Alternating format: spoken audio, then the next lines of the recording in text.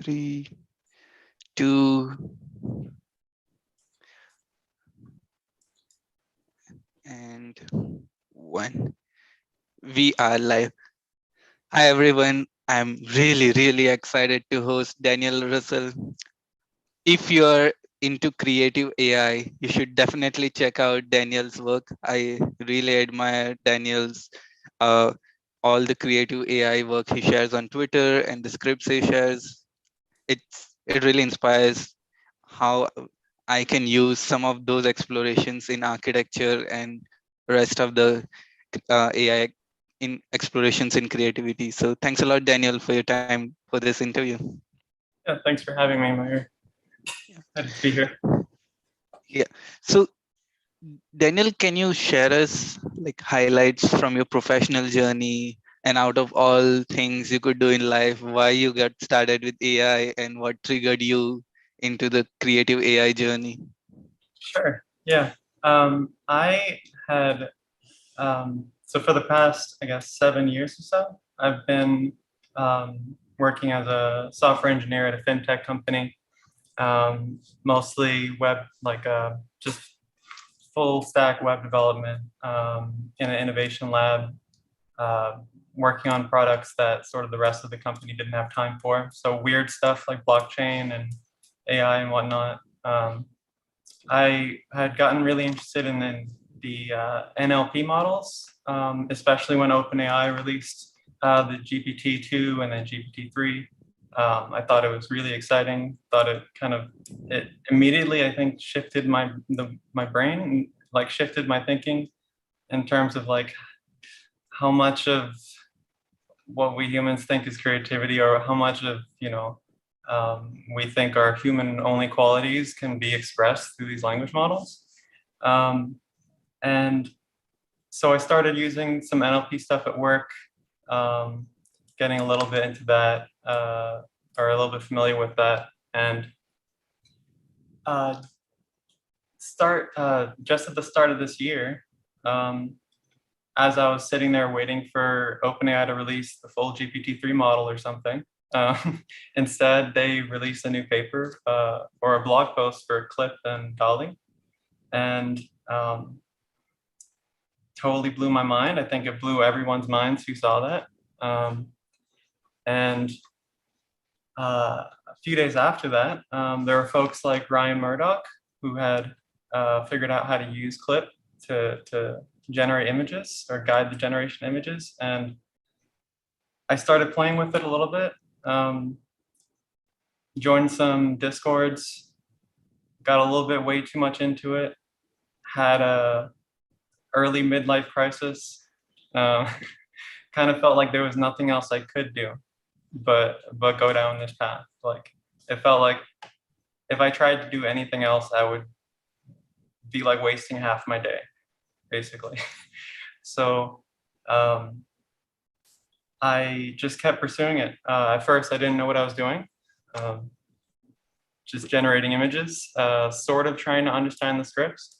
And just over time, I figured, this clip stuff's pretty cool. People are using it with VQGAN, whatever. But there's so many other models we can try this out with. And so I've just sort of been obsessed with trying to optimize different things with Clip, and not just Clip, but other models. Like, for example, I think Facebook released Slip recently. There's I'm sure tons more models to come in the future, vision models. But yeah, I was magnetized to it, I think. Yeah. And what was the most challenging part when you were working with this creative AI models, and how did you got around the frustrations when some things was not working?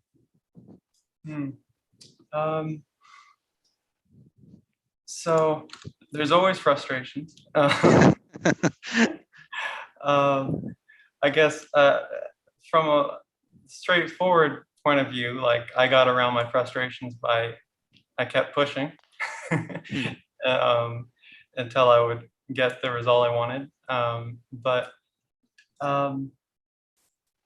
a lot of the challenges are so, I don't know, when you're not, at least when you're not just dealing with an error, a lot of the challenges just take so much, I guess, finessing yourself, like, especially since a lot of this hasn't been researched. But I'm trying to think of some like big challenges, because of course there's a bunch of tiny challenges every time you're working on one of these scripts. But I'd say like generally understanding how some of this worked, right? Not just like a theoretical level, but like understanding what, like how the numbers were moving, what the like what was happening to the images and whatnot. Breaking that down took a lot of like lazy debugging. I would say like printing out a bunch of stuff, displaying things while they're midway in progress, just really getting a feel for it by constantly interacting with it. Yeah, I like other sorts of challenges would be very specific if I were to try to bring them up. Yeah, but in general, just trying to understand this stuff takes a lot of poking, I think. Yeah. Yeah, I could totally relate. Like sometimes just printing out like midway or like displaying images when at different stages really helps. Yeah. So I think without much ado, we have like a lot of content to cover. So can you explain us what is clip and what are the various possibilities with it? Sure. Yeah. So I'm gonna share my screen here. Uh, here. So, like it says here, OpenAI had published CLIP in January this year, and it was a model that's for it's meant for visual classification. So it can tell you, you know, how similar an image is to a specific text caption or string. And before CLIP, most computer vision models were trained on data sets with class labels. Like there's a big data set called ImageNet. And there's like, you know, 1,000 different classes or whatever limited number that are things like container ship or go-kart, like you can see here. What made CLIP different was that they managed to train on not specific or explicit class labels, but just arbitrary text scraped from the internet. So they managed to scrape 400 million image and text pairs from all over the internet. And they ran them through this model or architecture that OpenAI had designed. CLIP stands for, contrastive Language. language. Oh no. Oh no. I'm going back.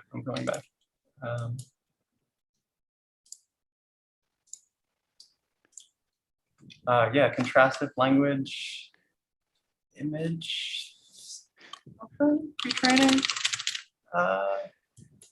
Contrastive language image pre-training. Yeah, that's it. Yep. And they will run all of these pairs of images and text snippets through the model, trying to sort of place the encoding of the images and the text in the same sort of embedding space. In CLIP's mind, you can think of it as maybe anthropomorphizing a bit, but basically CLIP is trying to relate these things together. And in a similar way to human minds, apparently, we store multiple different types of information about a concept in similar areas of the brain. So there was some research some time back that's been like summarized as the Halle Berry neuron. which is essentially just they had found when they probed the brain and they had people look at images of Halle Berry as as a photo, as a sketch, or even the text Halle Berry, the same sort of neurons or set of neurons in the brain would consistently activate. And they saw the same thing with Clip as well. Like here they have an example of, Spider-Man, photo Spider-Man, sketch of Spider-Man, some text about Spider. These are all these were found in the same neuron when they inspected a certain version of Clip here.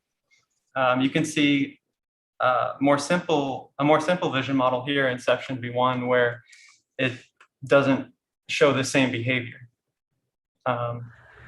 unlike Clip. And part of this, I think some of it comes down to the actual architecture of the network, but part of it comes down to having 400 million image and text pairs.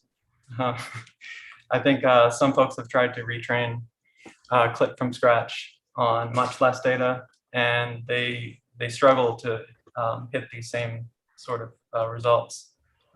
Takes a lot of money and resources to make this stuff happen. So once we have this idea that Clips just sort of knows these concepts, there was a fellow by the name of Ryan Murdoch. You can follow him as advadnoun on Twitter.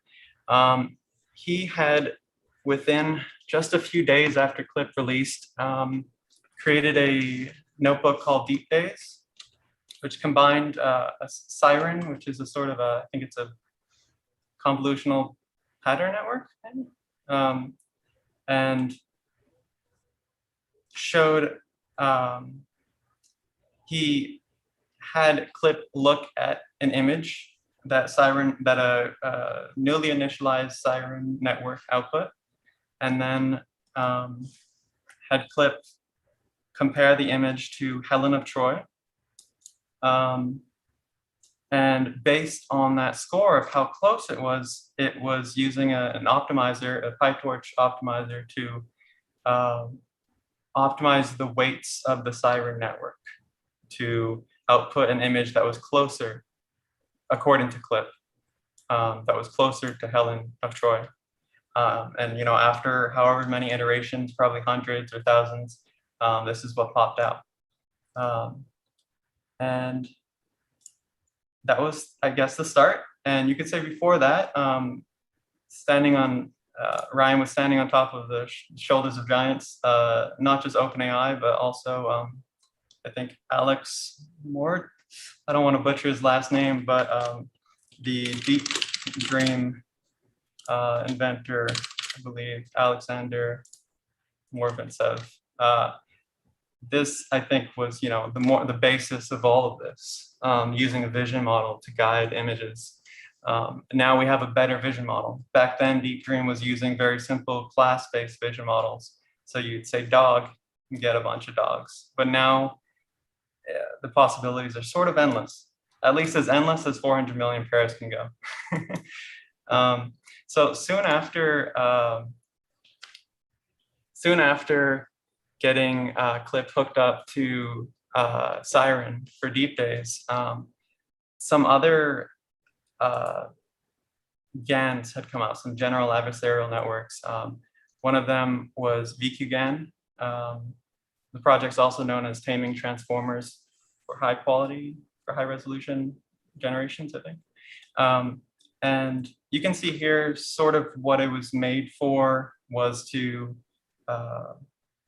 generate coherent large images from a GAN, which was somewhat rare before this. They're typically small. Even so-called big GAN was 512 by 512.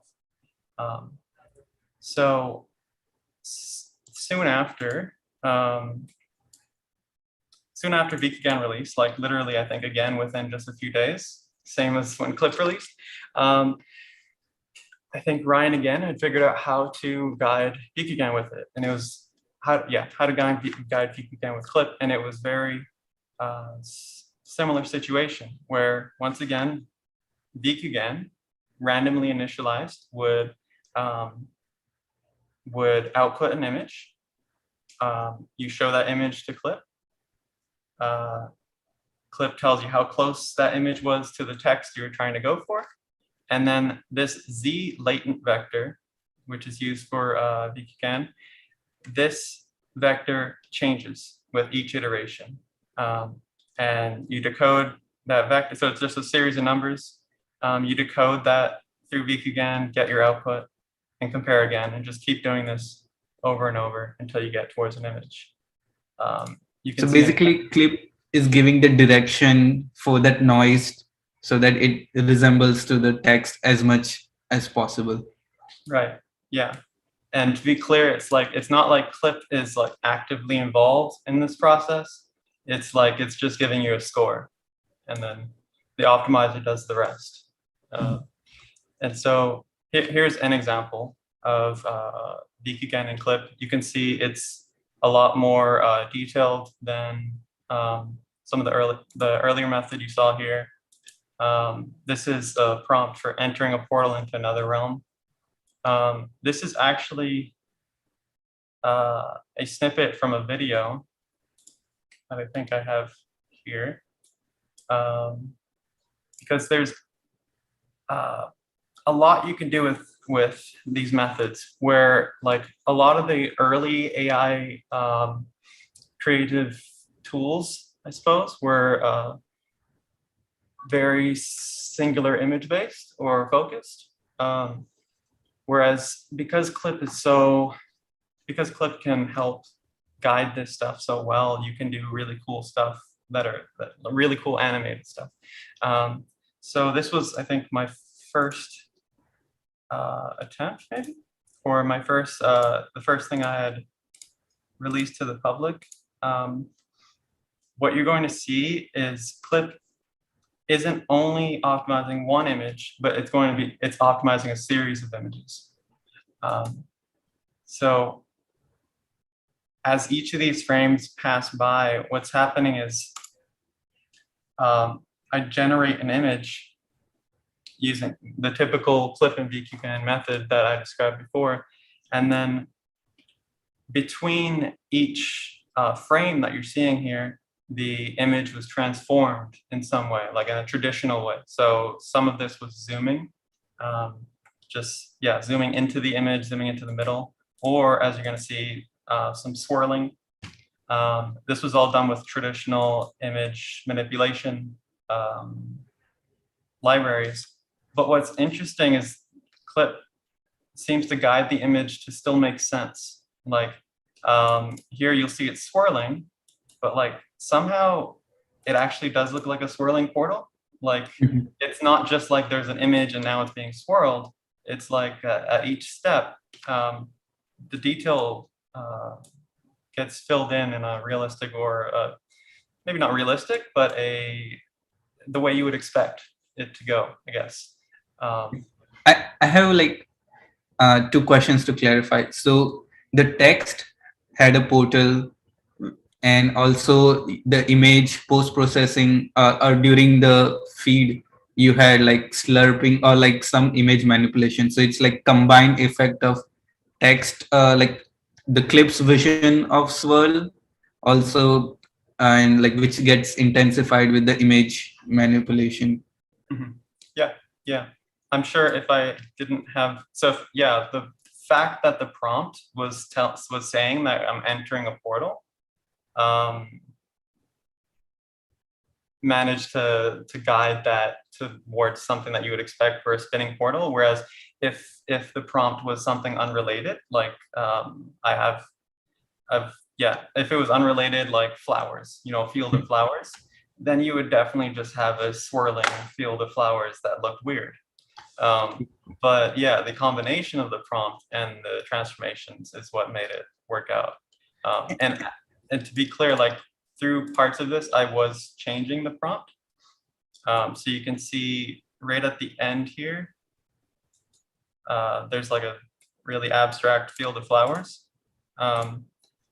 the prompt had changed at that point, and it just sort of smoothly interpolated between the prompt being entering a portal to whatever it was at the end there, something about a opening out of the portal to a field of flowers or something like that may have been prompt.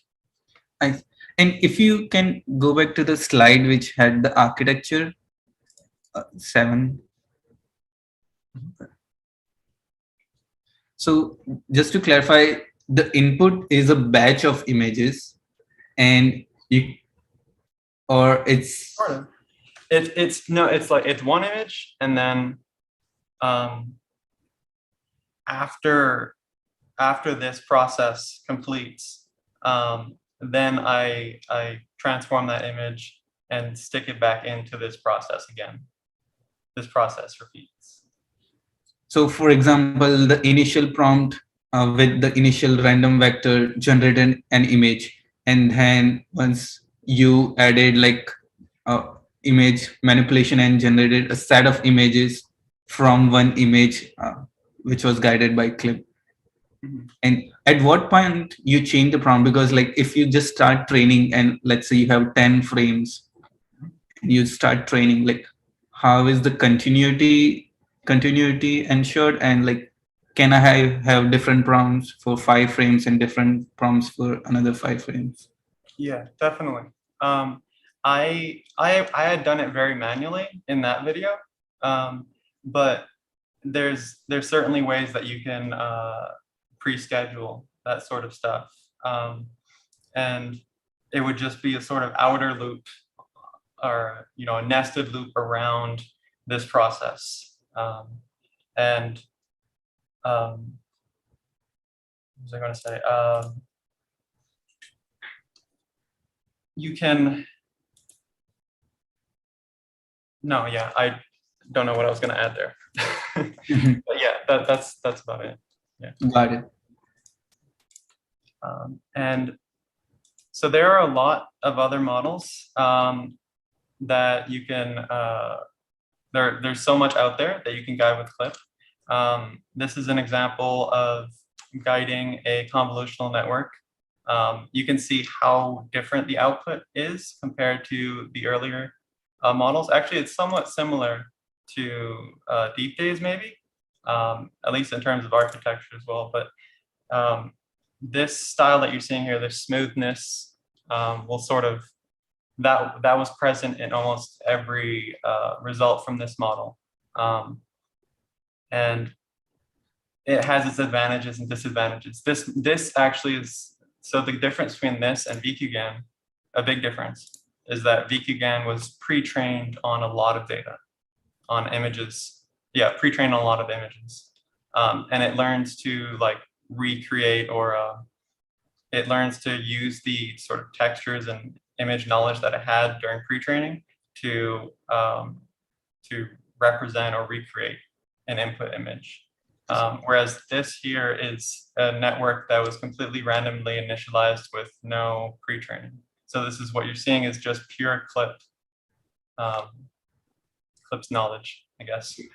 So Daniel, how would one select what generative model should be plugged into the clip? Like if they have a particular aesthetic in mind, then they should select the generative model accordingly. Or if they are doing like broader exploration, then maybe VQGAN might makes more sense. Like, yeah, absolutely.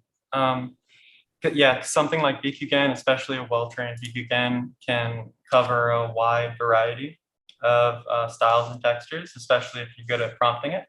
But yeah, if there's a certain style you're into, then certainly you should go and try. Certainly, you should focus on that sort of model. Like this one, for example, you might like the visual style of it in motion. This one is sort of bubbly. I don't have a video of it here, but it's really wobbly and then soft. Versus if you see VQGAN when it's iterating, it's a bit crunchy or a bit like blocky or something. So it's very different, yeah, visual style, without having to like force that with some explicit prompt. And you'll see a very different visual style here too. This is using Clip to guide SVG. Here, the result is very messy. It's Jeffrey Hinton was the prompt. You can see the in progress here, but it is quite noisy because there's a noise background being put behind each of these pieces, each of these, I guess, vector graphic strokes, because that makes it easier for Clip to optimize the image, because it won't optimize the image as if it's just lines on a white background. It'll optimize it for any situation. And I know you're not going to be able to see this too well, but you might be able to see the strokes wiggling around a bit. And this is near the end here. So you can see, like, this is a completely different sort of generation where if you look real close, I know it's really blurry, you can see over time these little strokes get added. And the strokes move, get longer, they bend into place and change color. So it's a completely different visual style, completely different process compared to the other ones. Yeah. This is super interesting. And just to clarify, when we are adding SVG strokes, when Clip is comparing the model, we are taking a snapshot and comparing image. It's just like the generative model, instead of a GAN, we replace with a noise which has like RGB values and the stroke length parameters. Mm-hmm. Yeah, yeah. So yeah, it's you don't need a GAN at all for this stuff. And this is just another one, just another example. And about 6 months ago or so, I decided to venture into the 3D realm with Clip. And here's one of those challenges I was going to mention earlier, but it's too specific. So this, I had optimized a mesh using the PyTorch 3D library from Facebook. And I had shown Clip one rendered angle of the 3D mesh.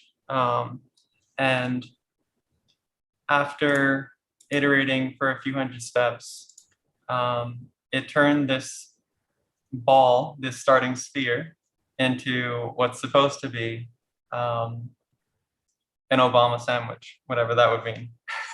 Because Clip is great at composing concepts that typically a human either would be able to put together, or like we would never even think to put together, or like what would that look like, you know? This does look about what I would expect an Obama sandwich to look like, I guess. But what you can't see from this angle is that, I mean, like, it doesn't look great, but it sort of looks like a model of an Obama sandwich, right? But if you look at it from the side, you'll see that it's nothing like a sandwich shape. I don't know if I had, so I don't know if I had, and yeah, sorry. So here's what it looks like untextured from the side. So you can see it's just a bunch of sharp polygons on one side of the image, or one side of the mesh. And that's because I'd only shown Clip one angle, right? Mm-hmm. So how do you get over that? You show Clip more angles. So here was the next experiment where I'd shown Clip 8 angles at once. Like every iteration, a random camera angle was shown, or 8 random camera angles was shown to Clip. And Clip tried to optimize the prompt from like an average, like, what would you say? The average embedding of all the angles, according to Clip, was guided towards these prompts. So from all angles, the model should look like this prompt. And you'll see it somewhat worked. There's supposedly an octopus up here, and a skull in the style of Dolly down here. Oops. But because of what I just mentioned earlier, I mean, just now, if you're telling Clip it's supposed to look like this prompt, even if you give it many angles, Clip isn't really incentivized to make it look really coherent. It's incentivized to make it look like that thing from every angle. So there's a lot more like tricks that would be needed to get this working well. Some of them are known, some of them are unknown, I think. And some of them you can like, I think I mentioned earlier that a lot of things, a lot of maybe creative ideas that you have might just work. And a lot of this stuff just tends to sort of, good ideas work out. There's one idea out there that's shown some promise of saying, if you get the camera angle in a certain position, like let's say behind the octopus, then the prompt should be the backside of an octopus. If the camera angle is over to the left, it should say like the side of an octopus. That sort of, there's a lot of tricks out there that could help with that sort of thing. And this is almost like what happens with NERFs. If you're familiar with those, where when they're training a NERF, they're you have the model train on the many different angles of something, whether that's something in real life or as a 3D model. But Yeah. in those cases, it's very straightforward. It's like this, we already know what the image is supposed to look like from this angle, but here we're going blind, except Clip. Like, we don't know exactly how Clip is going to decide to say, you know, is the backside of a fridge also a fridge? I don't know. And Clip doesn't know that fridges aren't supposed to have 4 doors. So Yeah. So it's also like the knowledge the clip has based on the training data, and maybe the training data while pairing with text. Like there is no image of refrigerator from the backside. So when we are expecting this clip to guide that, like it, maybe if it's not in the training model, like it won't train like move the refrigerator from the backside. So yeah. I'm curious to know, like for this model, like, so there is no generator, it's PyTorch 3D, like we are playing with the vertices, location, and the color of that mesh. So is there like fixed number of vertices and they are moving around to Yep. Yeah. Before starting, there was a set number of vertices. What you see here is probably a small number, based on what I'm seeing here. The Obama one was probably too high, as you can see from the side view. Yeah, it's a set number of vertices, but somewhat like the strokes, the SVG strokes earlier, there's certainly some tricks you can do, like training the smaller, like training something with less vertices, like a really simple octopus. And then once it looks about like an octopus, then subdivide the mesh. So you have twice as many vertices now. And then you could add more detail and then keep doing that. Yeah, that sort of thing can help a lot. yeah. I don't have any examples here, but Intuitively, I felt like 3D would be way more complex to have like realistic because of the number of parameters rather than 2D. But from your explorations, like it looks, was there a lot of time difference between this generations and like the earlier generation? the 2D ones or this one? 2D versus 3D, yeah. Yeah. Yeah. At least like, so I haven't gone back to like try to optimize this again in a long time, so maybe it would be a lot faster now. But at the time, it was quite a bit longer than at least the 2D methods that I was using. I know some people who use Colab for Vikagan notebooks might be used to waiting like 10 minutes or something. So maybe that's not too far, but at one point I had it, it could generate a vague mushroom shape with good mushroom colors and whatnot within about 3 minutes, I think. But it was, it's just a very simple mushroom. Trying to do something like an Obama sandwich probably wouldn't have worked out. And like you said, there's a ton of vertices, like just raw vertices. There's other probably much better things to guide than meshes, I think. There's a lot of things that are easier to optimize, and then you can convert them into a mesh. If you need to, use it in a game, use it in whatever, in architecture. Yeah, you might want to optimize point clouds or optimize volumes or something, and then convert it. Yeah. Speaking of which, this was not a super great example, but this is optimizing a 3D point cloud using, again, PyTorch 3D library. They offer, you can optimize different representations. I think point clouds, meshes, volumes, nerfs, maybe one other one are all available at PyTorch 3D library. Yeah. So this one I had optimized towards the prompt Cyberpunk Earth. You can see it kind of works, but this was a lazy attempt because it had started with a sort of sphere to begin with. So it didn't have too much to change. This was a little bit later when I was getting specific shapes to finally come out. So this is, the prompt is Samoyed dog. It's a big fluffy white dog. And I had left this running for probably an hour or something. And when I came back and looked at my screen, I was worried.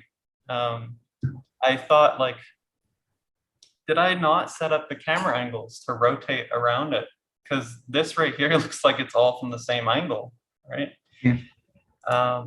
But as you'll see in this video,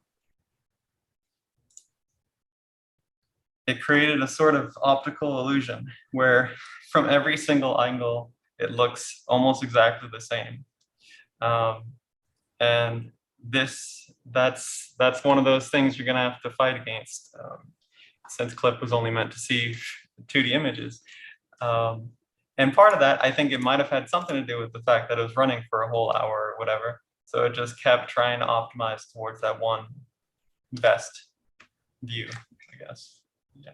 I don't know if there is like a discriminator analogy, but it looks like it was able to fool the generator somehow. Yeah, absolutely. Yeah.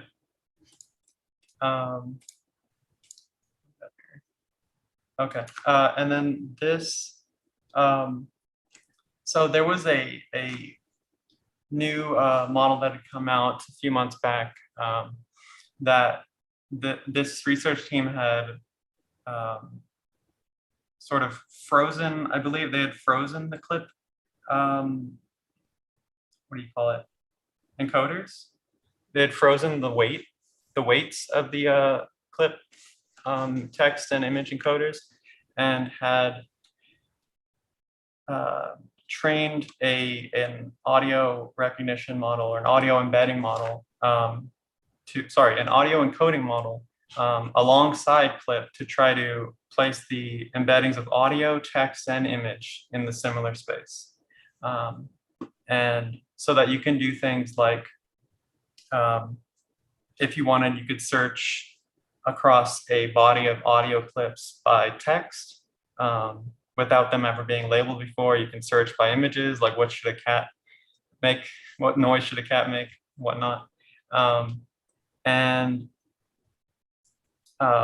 It turns out you could use it in much the same way as regular Clip, where instead of saying, hey, Clip, does this image look like this text prompt? Instead, Clip is scoring how well this how well the image matches an audio prompt. So here, and let me know if this is too loud. I think it was pretty loud. Oh no. I don't know if I have an example. I don't know if this link is dead now. I don't know if I have an example, but this was essentially it was a prayer, a sort of I think it was some sort of temple prayer noise. And this video was just a progress to getting to this image anyway. So this image you see here is what came out of that audio, just somebody sort of singing a prayer of some kind.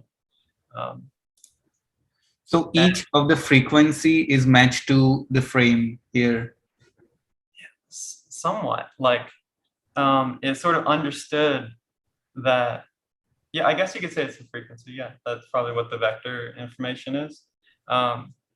Yeah, it's saying, or I guess it's the embedding of those frequencies from the audio file, was supposedly similar to this image. Audio clip itself doesn't have the full like capabilities of clip, unfortunately. So while they were training it, while they were training the audio side, it seems like the image side may have lost some, like the image and text sides may have lost some knowledge, because it tends to not produce, like this is one of the best results I've seen. That's not to say this model could never work. It's just that the original released pre-trained checkpoint, wasn't perfect. But yeah, this is really sort of the multimodalness can only expand. I'm ready for the smell to image soon. I don't know what else there is. Oh yeah, I mean, there's so many arbitrary things you'd never think of are multimodal. Like I made a joke the other day about like, when are we gonna have image and like image to HTML? Like not HTML, but the whole web, like HTML, JS, CSS, like that sounds possible. Like, it's basically text encodings of how a web page should be built versus an image of that web page. That sounds kind of possible. It seems like anything is possible. I saw like in using OpenAI like Copilot, like we have like text to HTML like code generator, so that in one mode it's working like in text generation. So maybe. Yeah, I haven't had a chance to try Codex yet. I have Copilot, which is great, but I've seen some really impressive stuff come out of Codex directly. What do I have here? Oh, and besides like optimizing like GANs or any of these neural networks,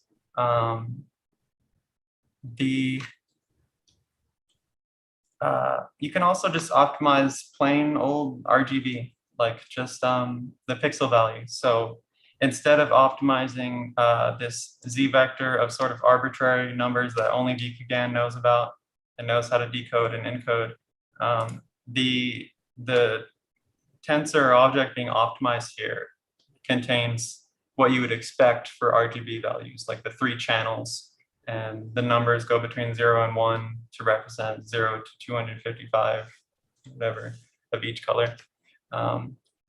And yeah, so what you see here is really, really a raw version of what Clip sort of has in its brain. This was supposed to be these several prompts added together.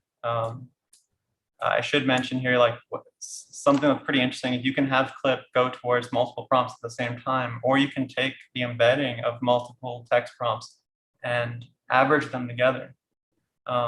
And so you can end up, like in this case, it was 3 things that were pretty similar, and it was just kind of different ways to represent the same idea, which is this is a good trick to do with Clip,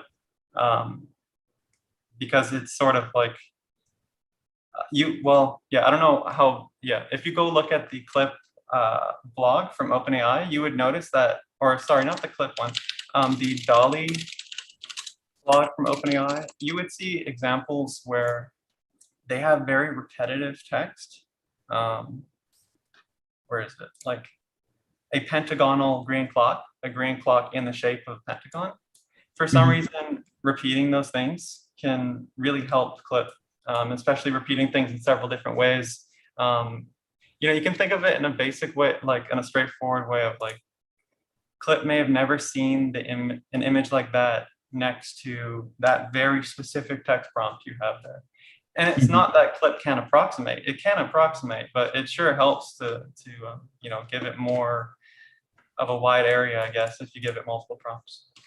Yeah, I just had a thought, like if you give opposite words, let's say an equal weight, day and night, in the same prompt, will Clip neutralizes it? Because like it's That's a good question. We can try that later. I don't know.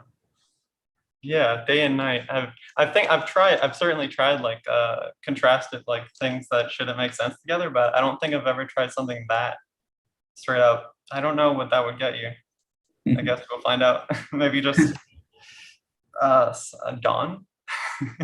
I don't know. Oh yeah, and this what was I gonna say? There's the more basic you go, like the more raw you optimize with Clip, the more tricks you need to make the stuff work. So I won't get into like full details here, but there were a lot of extra losses and extra tricks I needed to make this image come out as somewhat smooth as it did. Because otherwise optimizing RGB directly is quite difficult. Like the results can turn out very noisy, extremely noisy, without a lot of finesse, I guess, and too much time on your hands. yeah, I was about to ask, because like you are optimizing each like RGB, and there are like, looks like this is high res image, so there are a lot of variables you are optimized here compared to like smaller latent vector in earlier GAN model. Yeah. This I think was 720p, so I don't know if like I would calculate this right, but like I don't know if that's what the parameter number would be for 3 channels. But yeah, but what was nice about that is that like you can go quite big if you're going direct like this with RGB or something else. You can go a lot bigger in the same amount of memory compared to VQGAN or any of the other newer models out there that we haven't covered yet, or the 3D stuff for sure. But anyway, but this was so much. You can go like 4K by 4K on a consumer GPU, but that doesn't mean it's going to be a great result. But you can certainly run it. But yeah, there's a lot of parameters to try to keep control of. It's the same, almost the same, or a similar problem to optimizing the mesh vertices, because it's just so raw. It's so much to deal with that like you don't have any help. Like the GANs help you out. Even the convolutional networks help you out because they sort of don't even allow extreme noise. The way the convolutions like change the raw parameters out, and you won't get that same problem that you would get from naively optimizing RGB. And do you have like your internal trick, like when you see the generation and after 5 minutes, like, okay, it's not giving any result compared to the prompt, you just stop it rather than like waiting till the end? Yeah, not 5 minutes, like, you know, seconds. Yeah, it's absolutely like vital if you really want to get into this, that you need to have the instant feedback. You need to have this stuff running quickly if you can. If you can get your hands on good equipment, that will be really great for your creative process and just your general development of this, because the faster you can see the results, the faster you know something's wrong or right. And so, yeah, I think you'll find that in a lot of notebooks, people will print out the progress like sort of spaced apart. Like instead of printing every single iteration, they'll show it every 25 or every 100 steps or whatever. I've always been obsessive about it and go for every step. I look at every single iteration, and that's not always easy. Like if you're dealing with a cloud computer or Colab computer, like it can be a lot to try to sort of send all of those images over the network. If you're running locally, that's a lot easier. And yeah, just like you said, like looking at it for a few seconds or a few minutes, I know right away something's wrong. Try something else, change the parameters of it. Or it's also been an easy way to see like what does clip know and not know. You don't want to wait like 20 minutes and then find out, oh, this is like literally nothing, or this is like just letters of my prompt, like just the text of my prompt, because clip had no idea what the concept was. You know. Yeah. And like in image you can get intuition, but like when you were experimenting with point cloud and 3D mesh, like sometimes like it could take some time to get like some abstract shape, because like everything is going. Yeah, that takes a lot more time. But yeah, that it's hard to see, it's hard to know, like, yeah, like it's hard to estimate where those points are going to go, or like where, yeah, it's just when you're dealing with a third dimension, it's so much more difficult. With images, there's only so much that can happen. And most of the problems that you're dealing with are obvious, like oversaturation or noisiness, or it just not creating the image you want, or the composition is weird.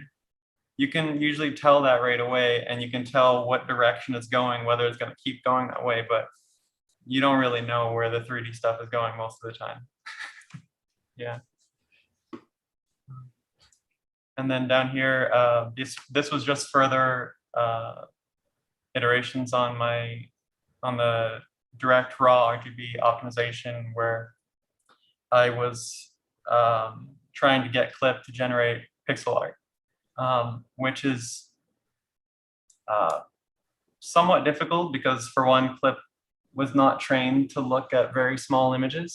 A lot of pixel art is just a few pixels, of course, but Clip was trained to see like 224 by 224 pixel images. And there's, once again, just sort of a lot of tricks needed to sort of try to push your Clip optimized images towards the style you want. So like here with this pixel art stuff, one example of something that helped a lot was, in almost all of these scripts, you'll see when the image is prepared to show to Clip, there's usually some transformations that happen on it, like rotations, resizing to make sure that it's the size that Clip is supposed to take as input. And a lot of those operations use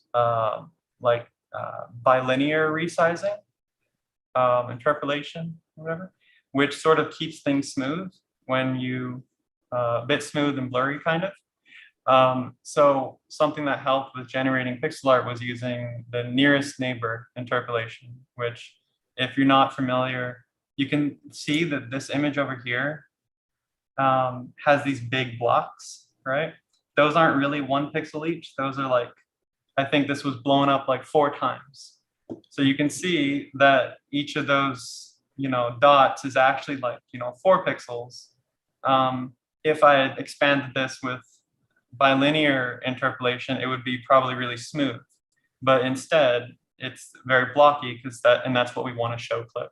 We don't want to show Clip the smooth one, because then it won't know that it's going towards pixel art. Having pixel art in the prompt is also very useful.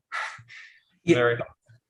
This is super interesting, and I want to pick your brain on this. Like, if someone wants to develop some abstract art, one straightforward way would be like giving in the prompt, but also I could limit the number of strokes in SVG, or like as you did in like pixel art, like this kind of like. So what are some possible techniques like one could do for those exploration? Yeah. So there's a lot of things that you can do like that with additional, like, let's say, additional losses. So like the main loss here is the clip score, where the loss means like how much the loss informs the optimizer how to change the vector we're optimizing. The what do you call it? Besides the clip score as a loss, you can add more losses. Like let's say you wanted it to be symmetrical, then just go find like at a very basic level, like find out how to do that mathematically. You know, how do I say, okay, this half of the image should look like this half of the image? Figure out how to do that.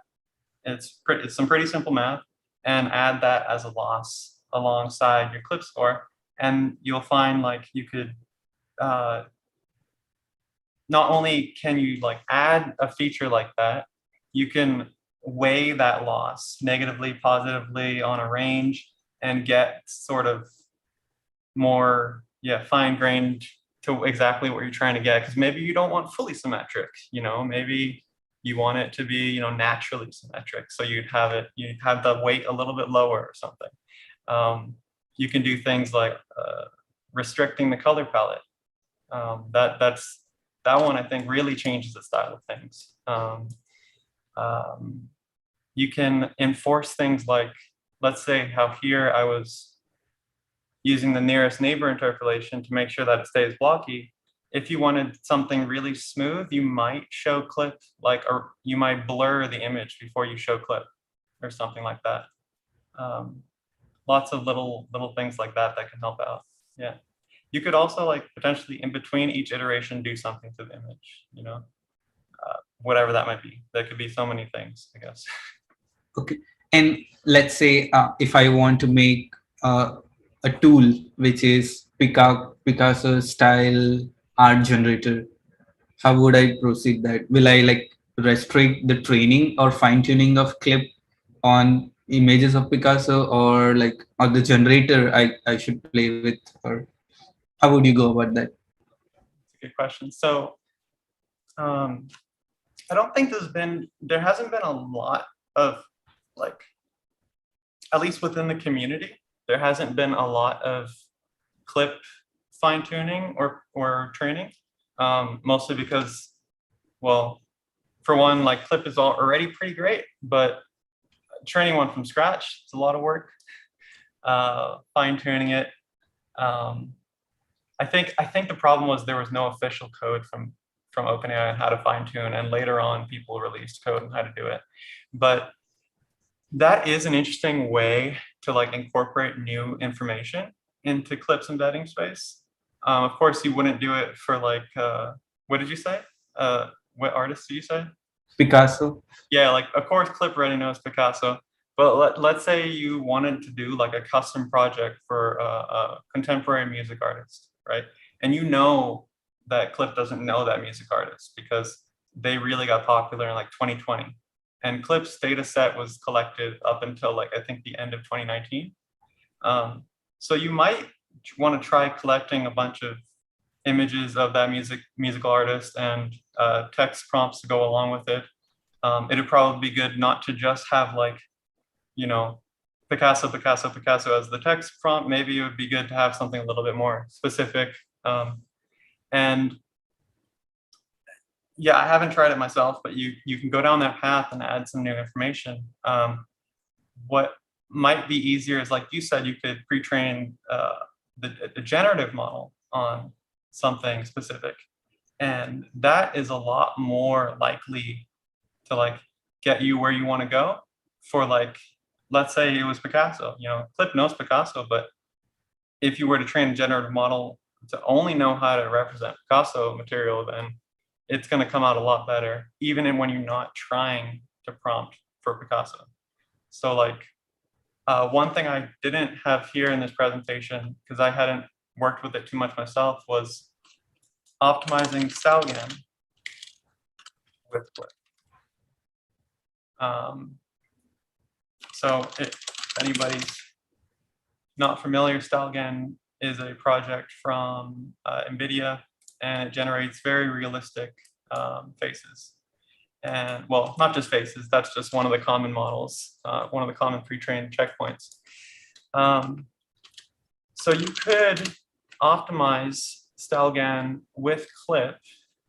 Struggling to find a good example here. Here's one. Peter Bailey's is definitely someone you should follow in the space. Here, they're trying to match the same prompt that I showed earlier from Ryan Murdoch for the Deep Days model, where this is Helen of Troy. And just by the nature of this model having, it already only knows how to generate high quality faces. So no matter what sort of prompt you give, you're gonna get a face. And like, even if the prompt doesn't make sense to be a face, right? Mm-hmm. So like, and that can be really useful. Like that can be really interesting. I don't have a great example here, but like, you know, imagine you said a starry night or something. Then you get, you know, a really probably interesting, pretty starry face. You know, there might be something in the background, but in general, it's going to be high quality and it's going to be a face. I think. So is it right to say that the generator is causing some biasness or a theme here? Yeah, I think that's right. I think that's right to say. It's certainly a theme thing for sure. Definitely bias. There's this, here's another example that I could find it. Catherine or Riverside Wings here had trained a diffusion model on just Lewis Wayne. It's an artist who creates these lots of cat paintings, very odd, sort of almost psychedelic cat paintings. And this is one of the earlier checkpoints, so the results aren't like the best. I think they're better a little bit later, but no matter what prompt she puts in, it's gonna come out looking like a Lewis Wayne piece. So yeah, if you trained on only Picasso pieces, you're gonna more easily get Picasso-like outputs, no matter what your prompt is. Got it.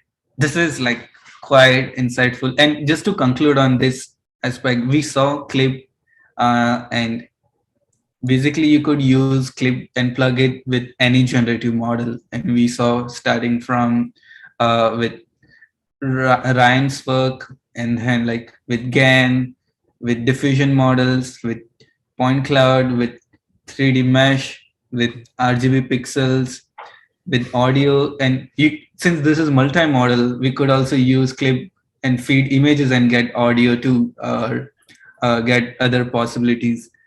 Is there any other mode or thing which we didn't cover here and people are working on or like is interesting? Yeah, there's been a lot of recent work towards optimizing NERFs with CLIP. One of the biggest progress there was from AJ.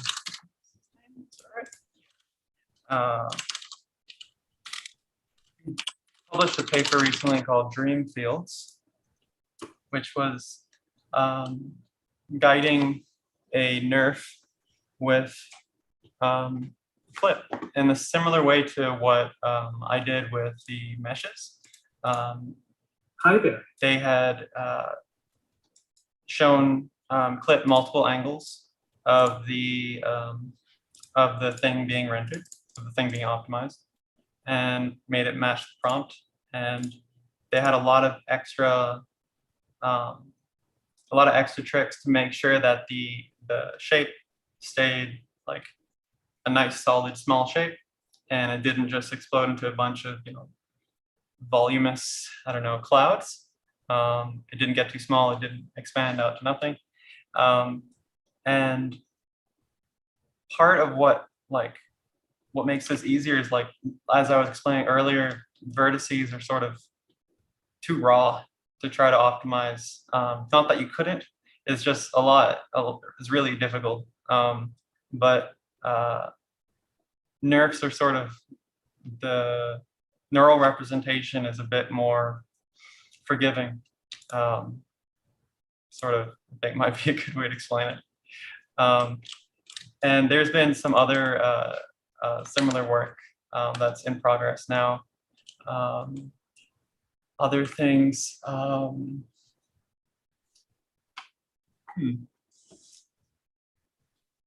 There's some projects like Rudali and whatnot. Well, I guess that one doesn't really use Clip actually. The simulated original Clip. Am I missing out anything that, like, I know there's something out there, but I'm struggling. Like, yeah, I'm struggling to.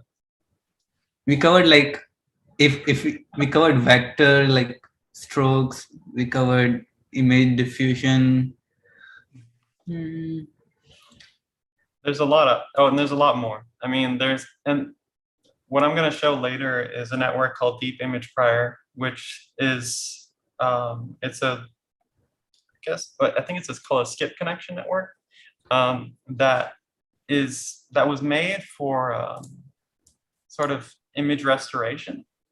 So like if an image had like compression or it had some noise or text on top of it, Deep Image Prior network could fix those problems, or it could apply super resolution in some way. This is just one paper or one model out there that you could train with Clip. There's tons out there like this that I think are low-hanging fruit that, like, if you hang around and watch the papers coming out every day, you might run into something that you're like, oh, I wonder if Clip could optimize that. And that's what I tend to do. I just sit around watching, seeing the new papers come out, and that might work. That sounds like it might work. And of course, is there any clip with visual transformer or transformer? A clip with a transformer? Yeah. Well, Clip itself is a transformer, I guess. But there's been, yeah, I don't know. Certainly, it's kind of, I mean, this is like technically correct. It's been used in combination with like GPT.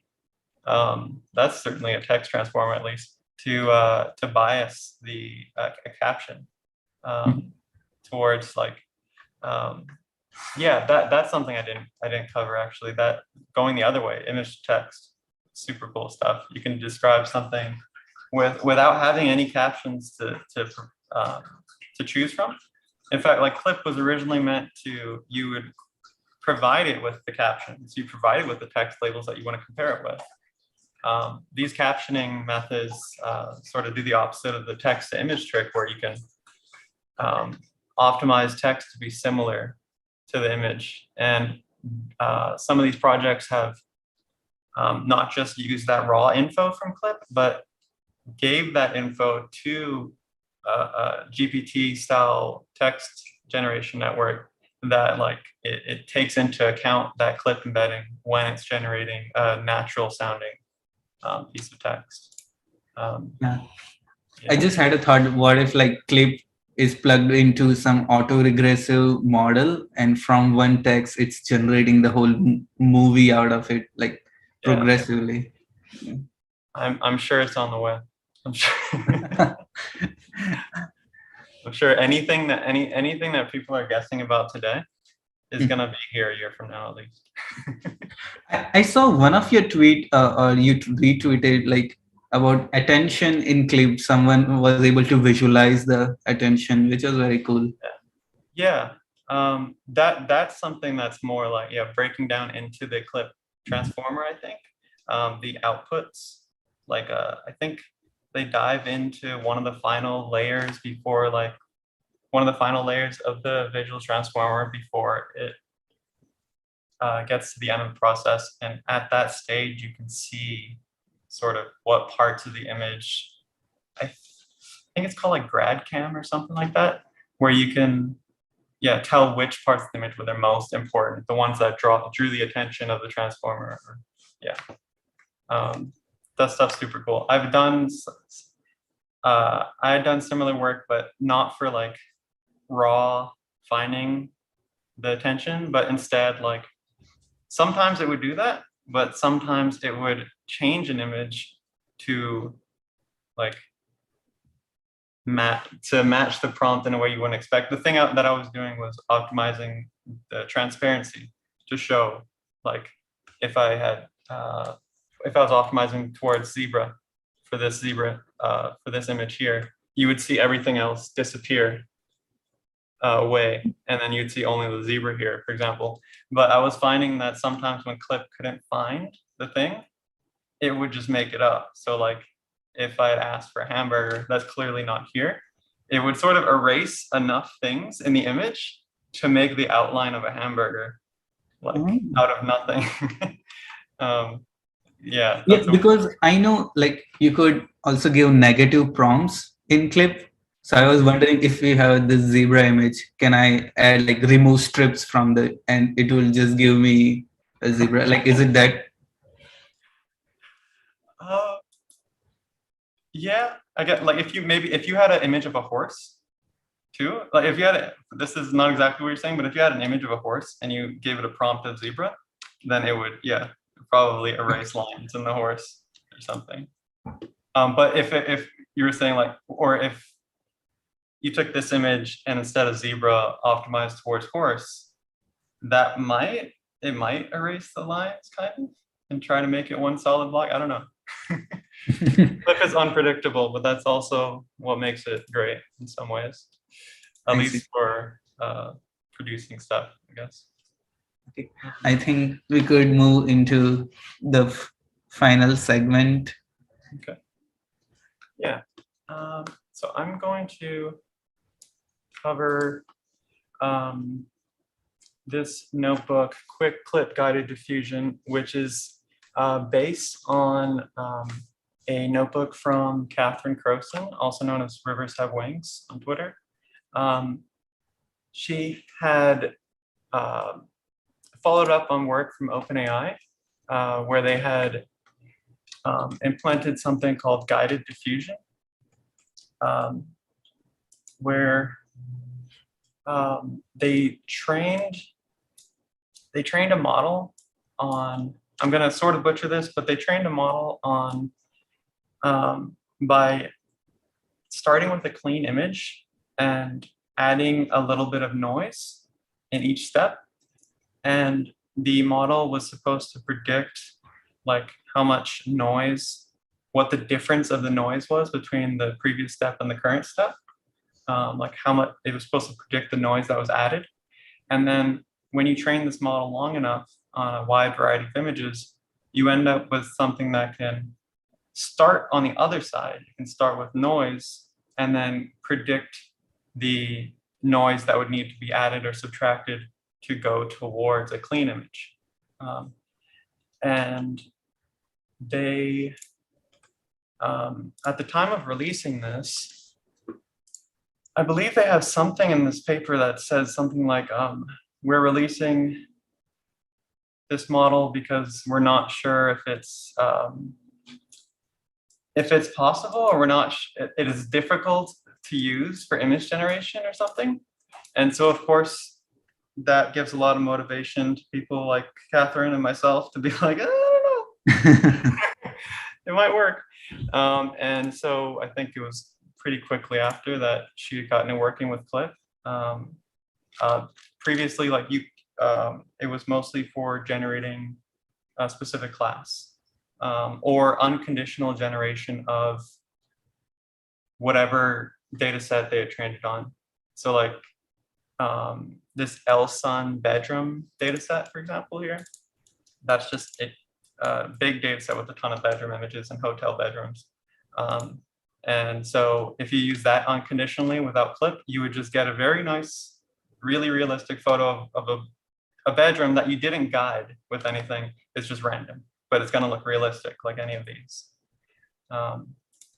And just so that everyone knows, like diffusion takes a long inference time, and that's why you have quick diffusion in your notebook. So yeah, just to yeah, and that's been changing over time. like with newer models, but the first models were quite slow because they were trained on 1,000 steps. So naturally, it was assumed that we should use it like for 1,000 steps as well. That would get you the best quality. But that takes really long. I can't remember the exact timing, but like, I think it's something maybe like 10 minutes if you used a Google Colab GPU. Those 1,000 steps can take quite a while.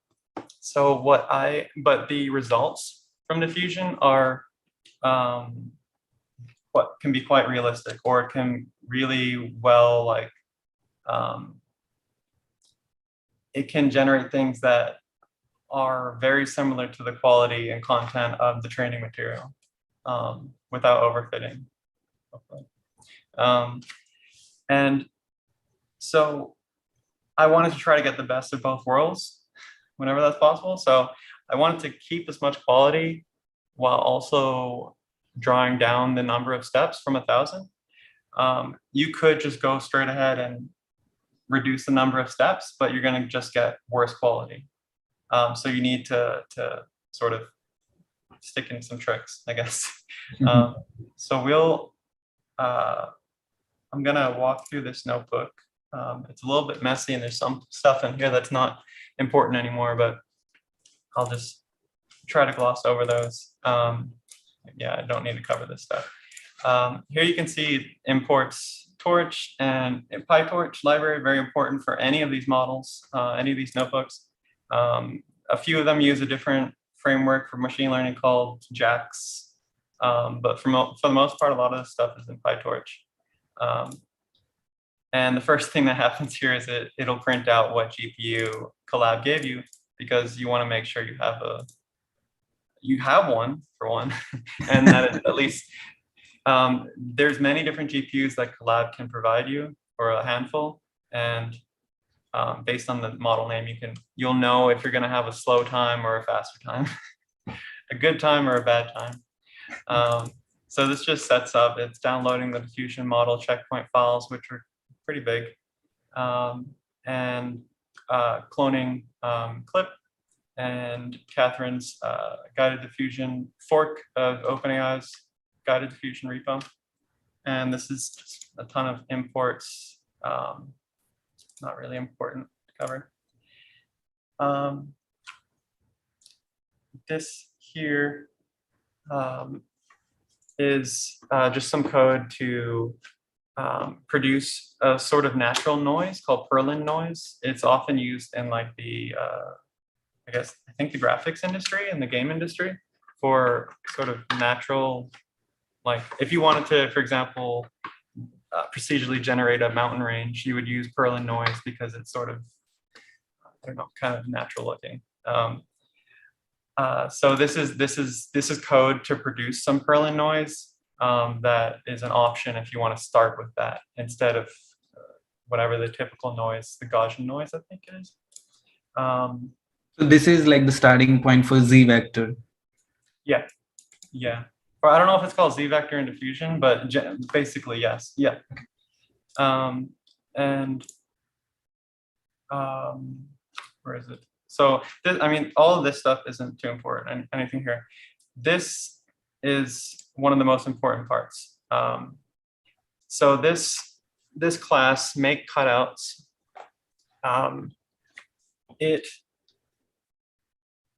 because CLIP can only see 224 by 224 pixels at a time, it's really beneficial to cut up the images or cut up the image into multiple crops at different sizes to show CLIP the whole image. If you had if the image you're optimizing was only 224 or less, maybe you wouldn't need to do that.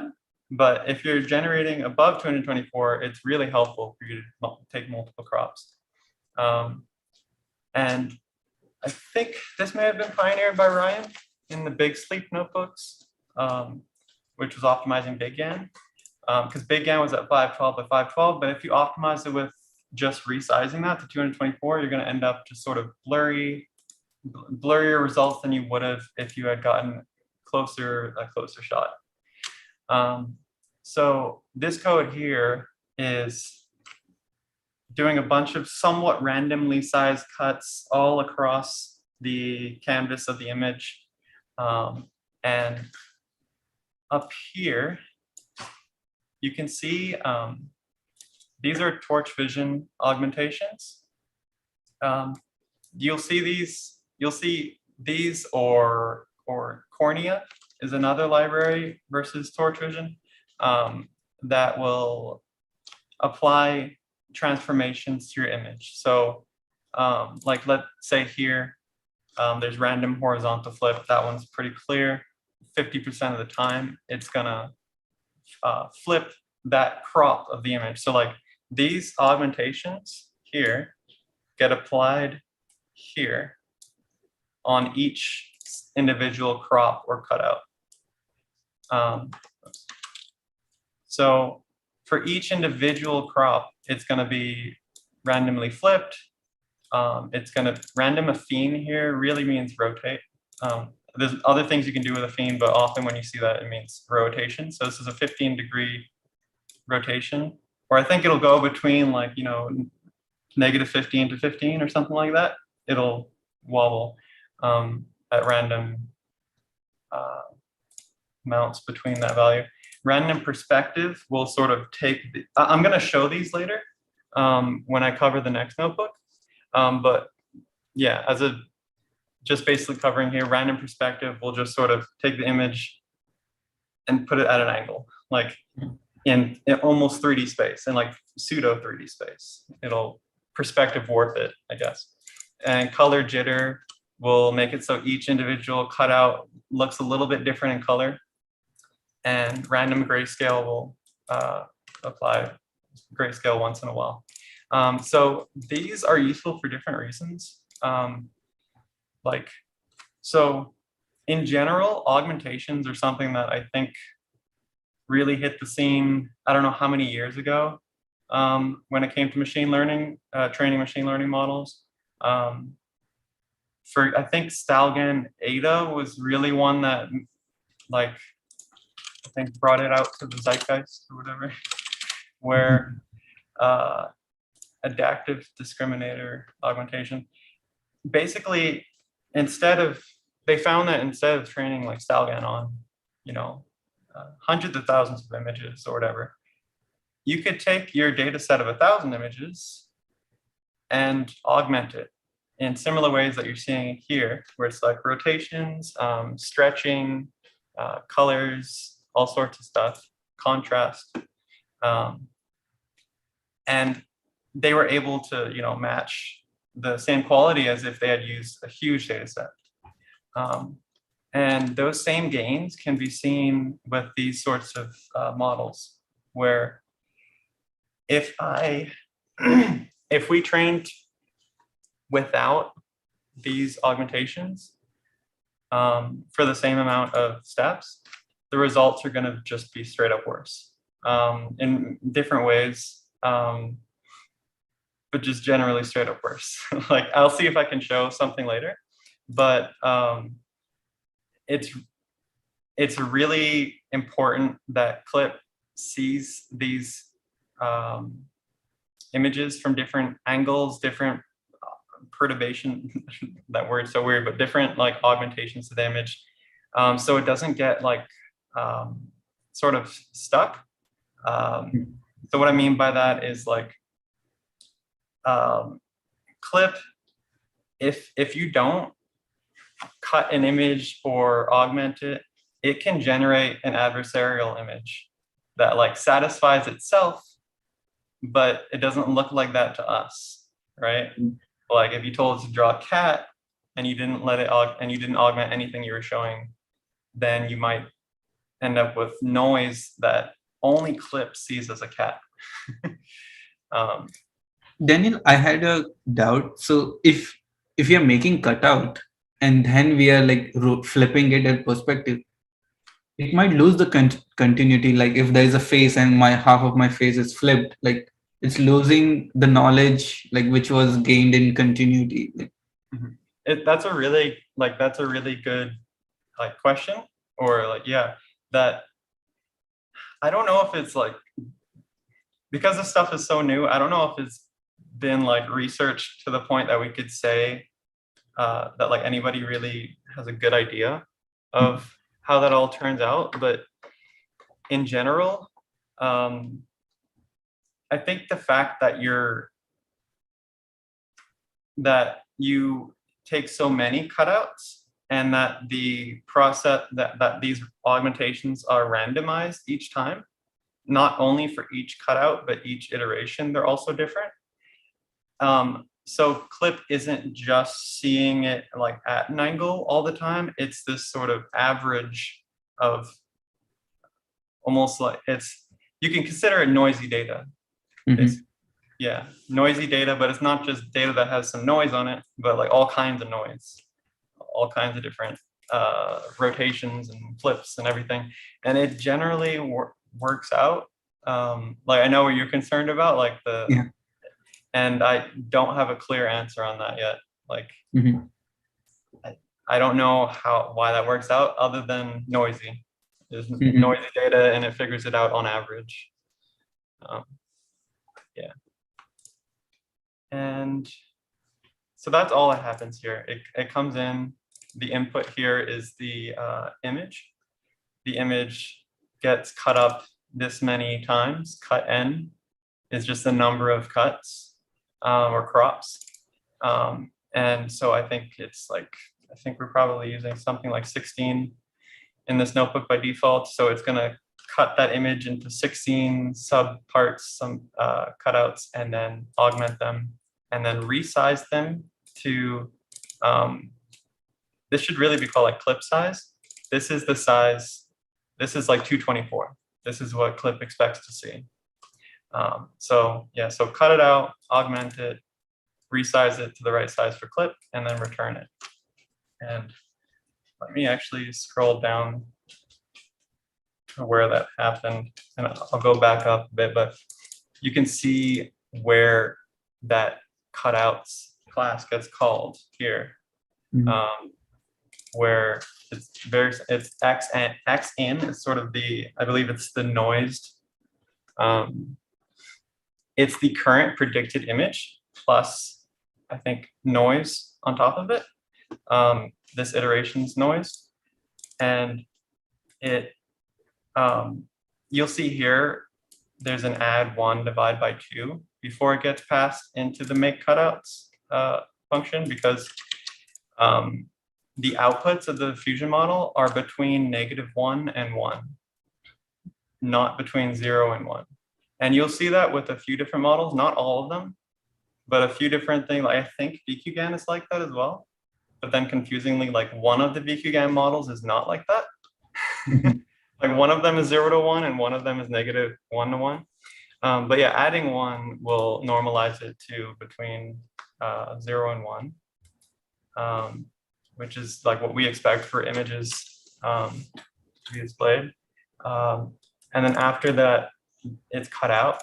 This normalize function is a specific one. It's oh, where is it? There we go.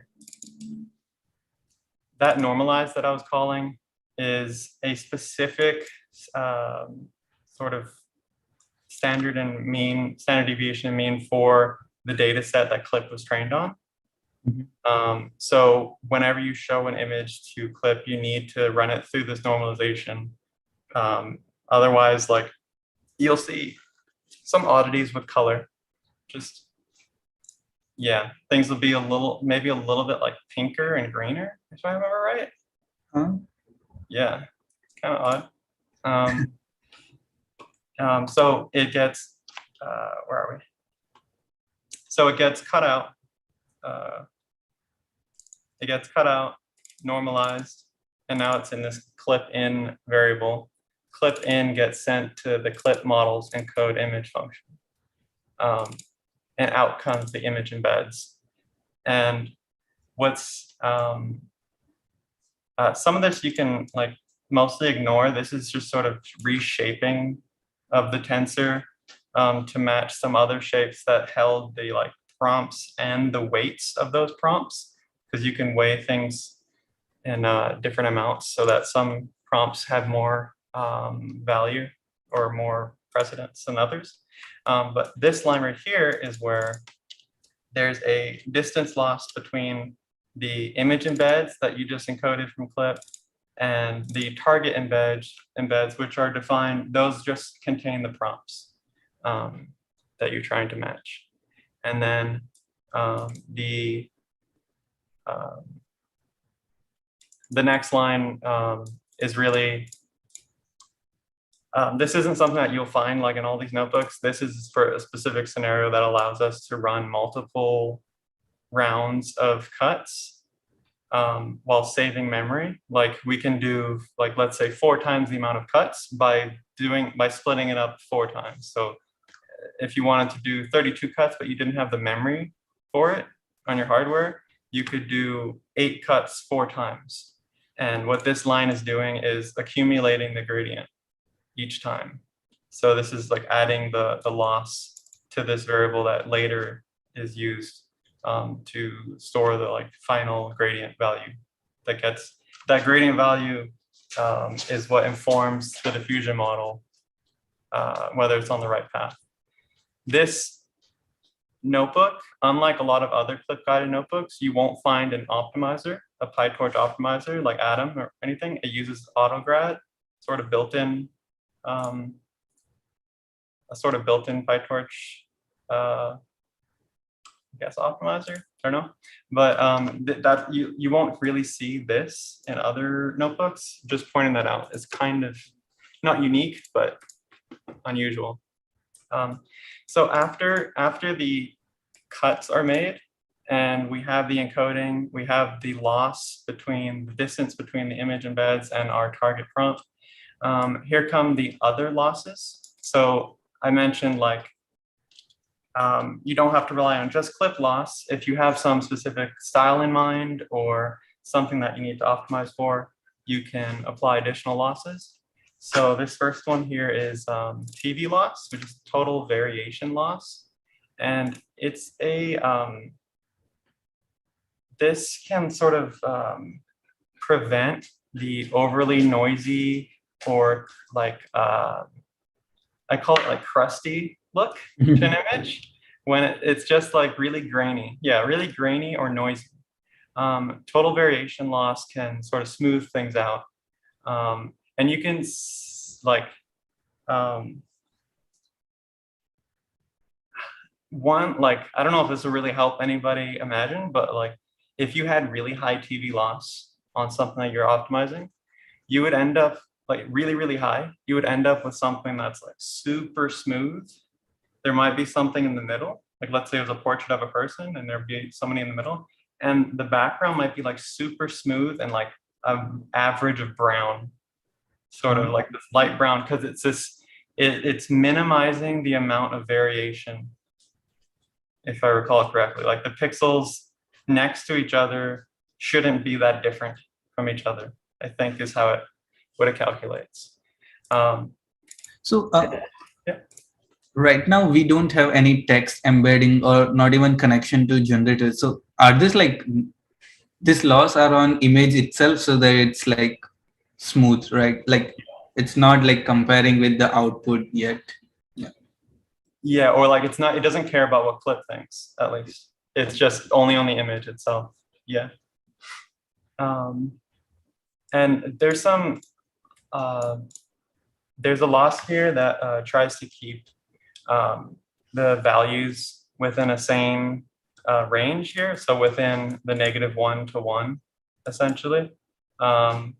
And, all right, my dog is bothering me. And this is so that you don't get like sort of insane images that are like either like really white or really black, like it's gone too far in a certain direction and it becomes like really saturated, basically. Range loss will sort of without like manually clamping the value, because you could clamp the value every iteration, like to make sure that it stays between -1 and 1, but that's not great for gradients. That's not great for trying to optimize a gradient. You might end up with like a no gradient, and then your image breaks. So it's better to like use something like a loss to convince, like to sort of edge it towards something rather than like just force it on it. And so this tries to keep it within range. And then the loss just adds up all those losses,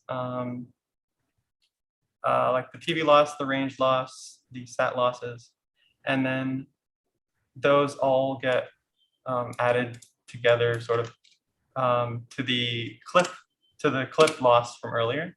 It all gets added into one value called grad here, and then that gets returned. I'll try to cover, so this stuff doesn't actually do anything. There's some lines in here that don't do anything, just erase that one. This section here is sort of like, it's sort of a similar like reason why you want the range losses, in that like it clamps the, like it limits how far each iteration modifies the image in a way.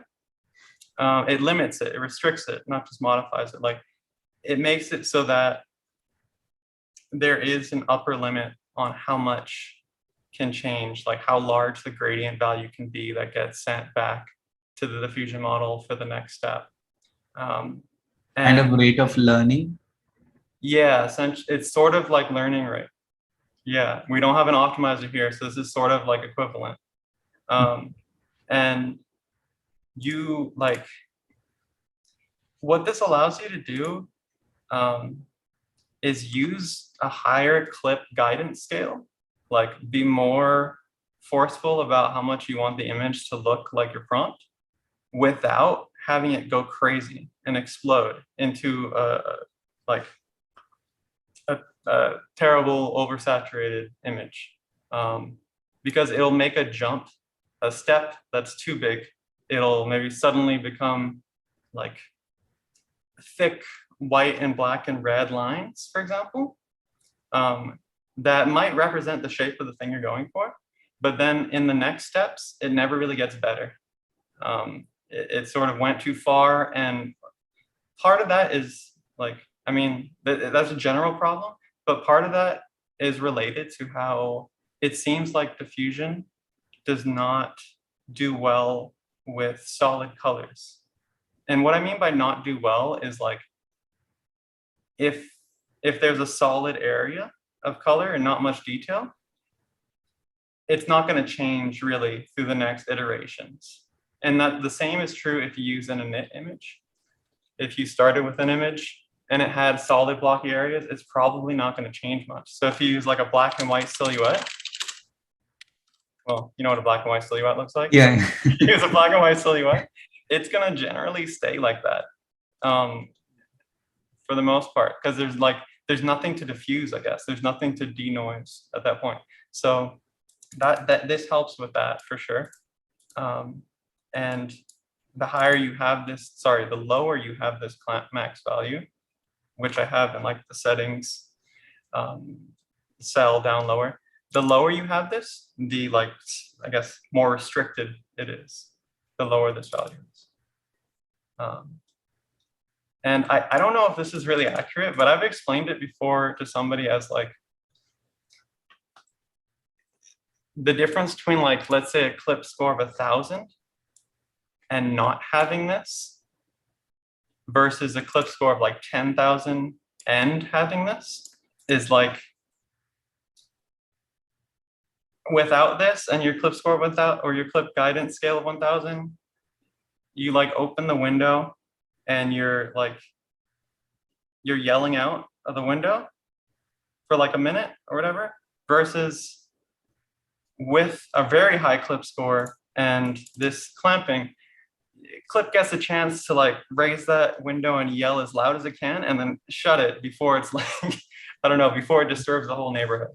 It gets a chance to like make a big change without ruining it.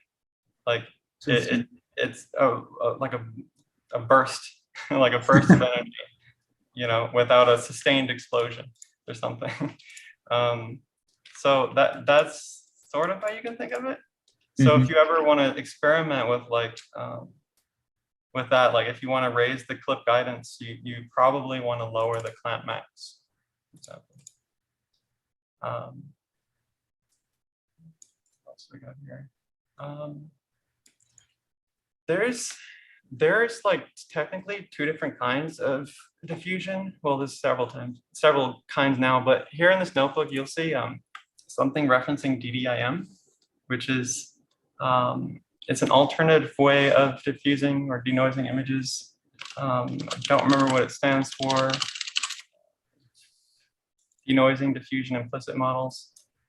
They were demonstrated in this paper to be like way faster than the original kind of diffusion models, which are DDPM, denoising diffusion probabilistic models, I think. And well, I don't know. I haven't really found this to be the case in clip guided stuff. Like this is something that's repeated a lot, but I don't really see that it's true. Supposedly DDIM is better for shorter steps. I thought that as well as at the beginning, but I empirically so far, I don't know if that's true. But anyway, that there's two different kinds of schedules. If you do use DDIM, you'll find that the image will, it has a higher reliance on the initial image, or the, not just like your own input, but you know, the initial noise too. It won't make huge drastic changes. If you watch it in progress, it really looks like something denoising, versus the default DDPM. You'll see it like I don't know, as if somebody's splashing some ugly noisy paint every iteration, right? But with DDIM, you'll just see it sort of slowly denoise. If you have your clip guidance really high, you can, you know, make it move a little bit more. But either way, in general, I'd say if you're using one of these scripts, you should stay away from DDIM, unless you have something specific in mind, like you do have an initial image that you want to stay somewhat similar to, that you want to sort of make a variation of an existing image. You might want to use DDIM because then it won't venture too far. And I'll show you where you use DDIM or not in a second. So what is desirable, that smooth transition or like a splashy way of modification? Because like if I want like a drastic change, I might go for like splashy way. If I want like gradual change, I might go with the other model. Yeah, for the most part, you're gonna want to go with the default DDPM. Because I say like it's noisy and splashy. I just mean that like you can see that something's happening. Versus if you look at DDIM, you just see it slowly resolve, but it won't change that much. Like you won't, yeah, it's difficult to get it to better represent what you want. What I have in here? Oh, so this part of the code, it just loops over a number of batches. If you wanted to, you know, generate several batches of images, you can set that down in the settings. And let's see what I have here. This line here, fuzzy prompt, is a param I have in the settings cell that allows you to add a little bit of noise to your prompt. So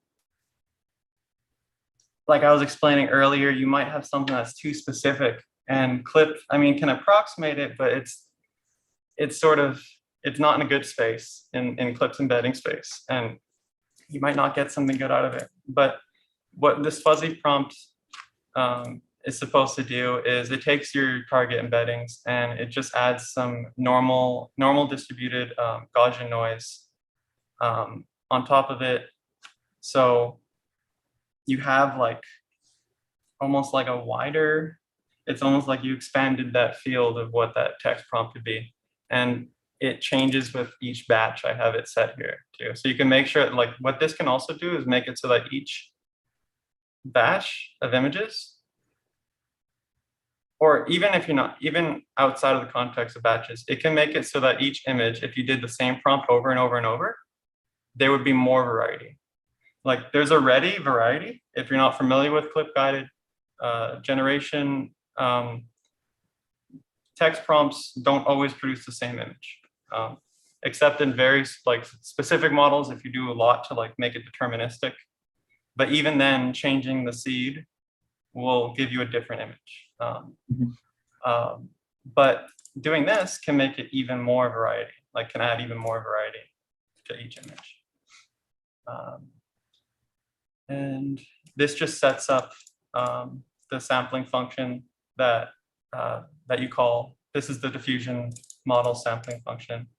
None of this is really important to cover. And then here is where the progress is displayed and saved to file. So you can see here, it enumerates over the samples returned from the sample function.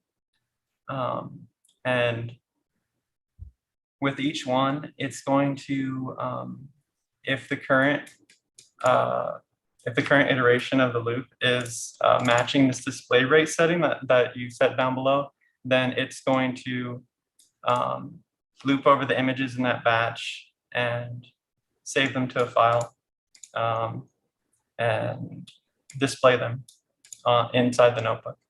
And if you do happen to use this notebook, there's some convenience features for connecting your Google Drive to save those as well. So you head down here. So when I was saying that you can set DDIM somewhere, this is where you would do it. I have it defaulted to, this is by default DDPM. You don't type that here, but for DDIM, you do type DDIM to that inform, like that gets split out from the number and it informs the diffusion sampling function that that you want to use DDIM style denoising. Diffusion steps, oddly enough, like if you want to do only 50 steps, you don't change diffusion steps to 50.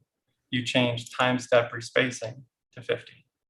And this is, it's called time step respacing because as far as I understand, it's like taking whatever those 1,000 steps would have been and just respacing it into a smaller area. The same, like, I guess like whatever the schedule would have been of the amount of noise that gets added is just sort of shortened. But if you wanted to go above 1,000 steps for whatever reason, maybe not the best idea in my notebook, then you would also need to increase diffusion steps and make time step respacing 2,000 if you want to go above 1,000. For some reason, if you're going below 1,000, you don't need to change it. You can just leave it where it is. And none of this. So like the time despacing made this whole procedure quick. Yeah, like what? So if you don't have the extra, so I've added some stuff. Like a lot of what you saw in the make cutouts was stuff that I had added, and there's some other bits throughout this notebook. But without those, if you drop this to just 50 steps, it would be like pretty bad quality, or like, yeah, you wouldn't get much of a good image. Mm-hmm. But yeah, that's just a feature of the model itself. That's not like this notebook. This value goes right in here into the model config. Got it. None of the other stuff is really worth paying attention to. You can change the resolution of these models, but it's a bit like hacky because the models were trained to be a certain size. And what makes diffusion models pretty interesting is they have a really good idea of composition, of scene composition, not like prompt composition. That's another thing. Like sometimes people use the word composition in the clip world to mean like how well clip composed two concepts into one image. versus here, I mean like the general scene composition. Diffusion is really good at getting it right, matching the sort of what was in the data set.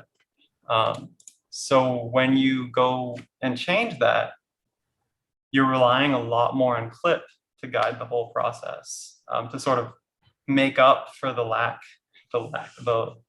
lacking ability of the diffusion model. Without that, without like some fine tuning of the CLIP scale and whatnot, you would find that, let's say you used the 512 model, but you made it wide, like 640. You might have found that like the first 512 looked like a regular scene, and then the next like 128 was like a side scene. It's not like a line between it or anything, but it's like, obviously this is like the temple or whatever, right? The full temple, and over here is a tree, you know? That might happen, for example. So it's hacky. A lot of people do it, but just keep in mind that like diffusion models are best used as they were trained. So you can train a diffusion model to be wide. And I think people are like in the middle of working on that now. It all just comes down to data set. And yeah. So you can change these values. It'll work. It'll use more of the GPU VRAM of the memory. So it might depend on what you got, what kind of hardware you're working with. And the rest of this it's not important. Here's where CLIP gets loaded. We used specifically VITB16 CLIP, which is slightly the sort of default that released in January. The most commonly used one was VITB32. You can use that as well, especially if you're like time or resource constrained. But VITB16 has a smaller, it's called patch size. It saw with basically finer detail when it was training. And it also like perceives with smaller patch, finer detail when you're using it like this. So in general, on average, images generated with VITB16 will be a little bit more detailed. And it also sort of learned more information in a way than 32 did. And so that just loads up CLIP. And here's where, like this is where most people would sit to interact with the script. Where you see you can set your text prompts here. You can have multiple. That's why I have this as an array. And it'll try to go towards like both of them. Earlier I mentioned weights. You can set weights in this notebook. Like I wanted it to be mostly a gateway to Eternal Dread, but like a quarter towards Cyberpunk Wizard, you would do it like this with these weights, where you might say, oh, I don't want any dogs. So you'd have negative 0.25 dog. You know, if you generated something and you saw something that you didn't like show up, then you might want to use a negative weight to avoid that thing showing up. I had one question about the weight. So basically, if there's no weight, everything is given equal weight, and you average out the text prompt and in the embedding. And how does like a dog of 0.25 weight versus dog of 1 weight, like in the visual, like what's the difference? It's sort of, if I remember right, it's like you're adding, when you average these together, it's like each of these things is like a direction or something in vector space. I'm probably going to butcher this again, but it's like the hyperdimensional 512 dimension embedding space of clip embeddings. A prompt sort of points in a direction in that embedding space.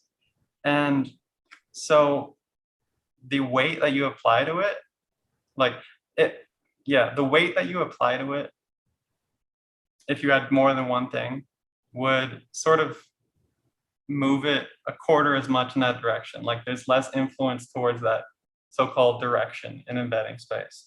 So and I don't know if you're asking this, but I don't know what exactly is the difference between having like just one, like just a single, like Yeah. this versus this.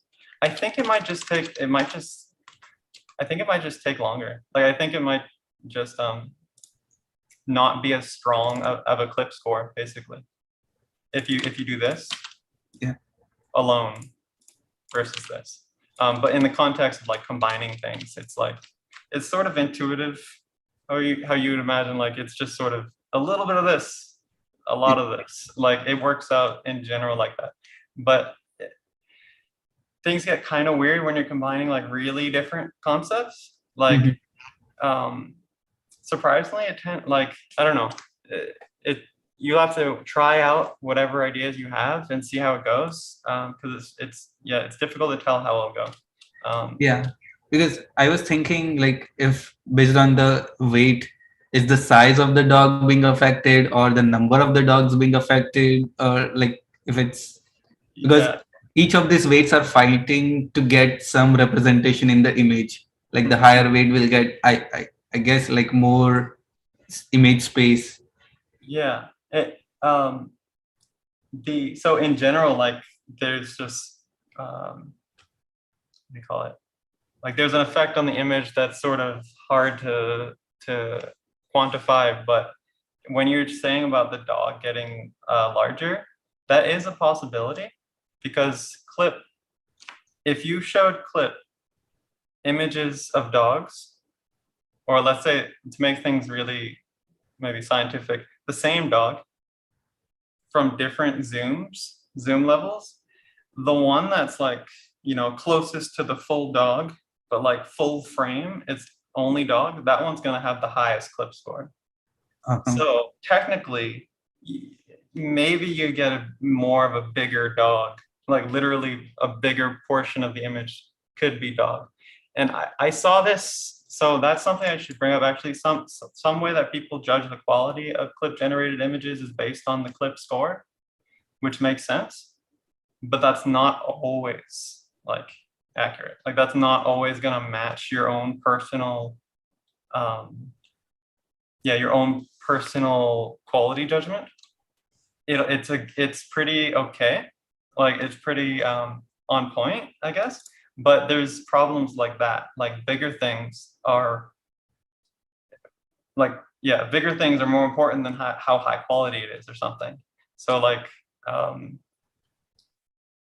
I wish I had this image around, but early on I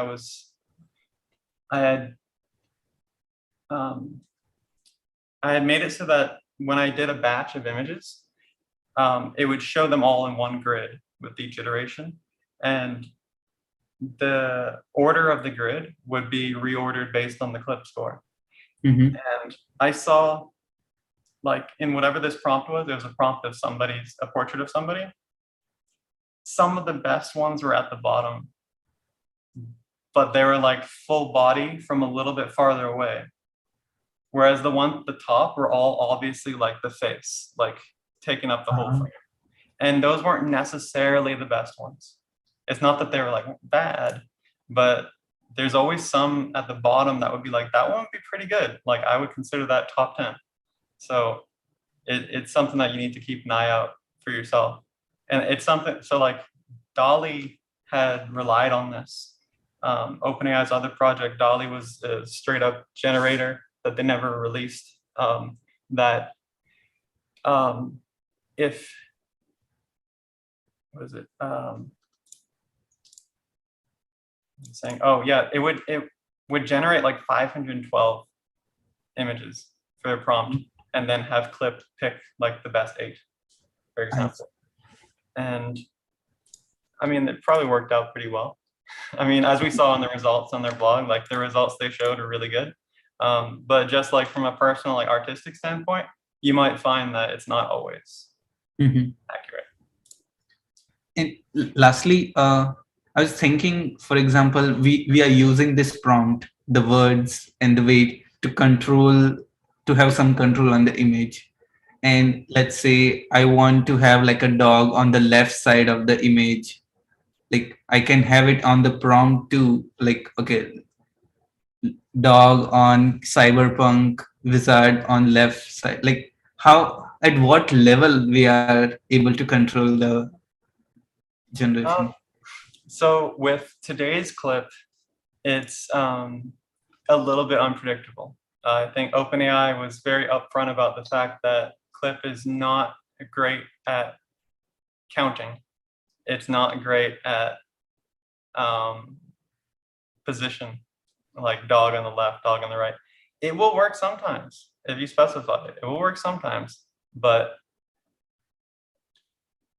don't always expect it to work out. And now there are like new models or papers that I've seen that are different kinds of transformers, like different kinds of vision transformers that take into account the position a lot more. And so you can say something like a green ball on top of a red cube, whereas if you try that with clip guiding something, you don't really know whether one's going to be on the top or not, or like if there's going to be 3 of them instead of 2 of them or whatever.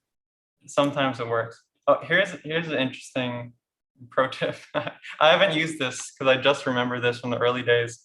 I found early on that maybe because of the way that the clip, just because of some bias in the data set, I found that it was more consistent to name 3 people, like not necessarily known names, just like Tom, Dick, and Harry.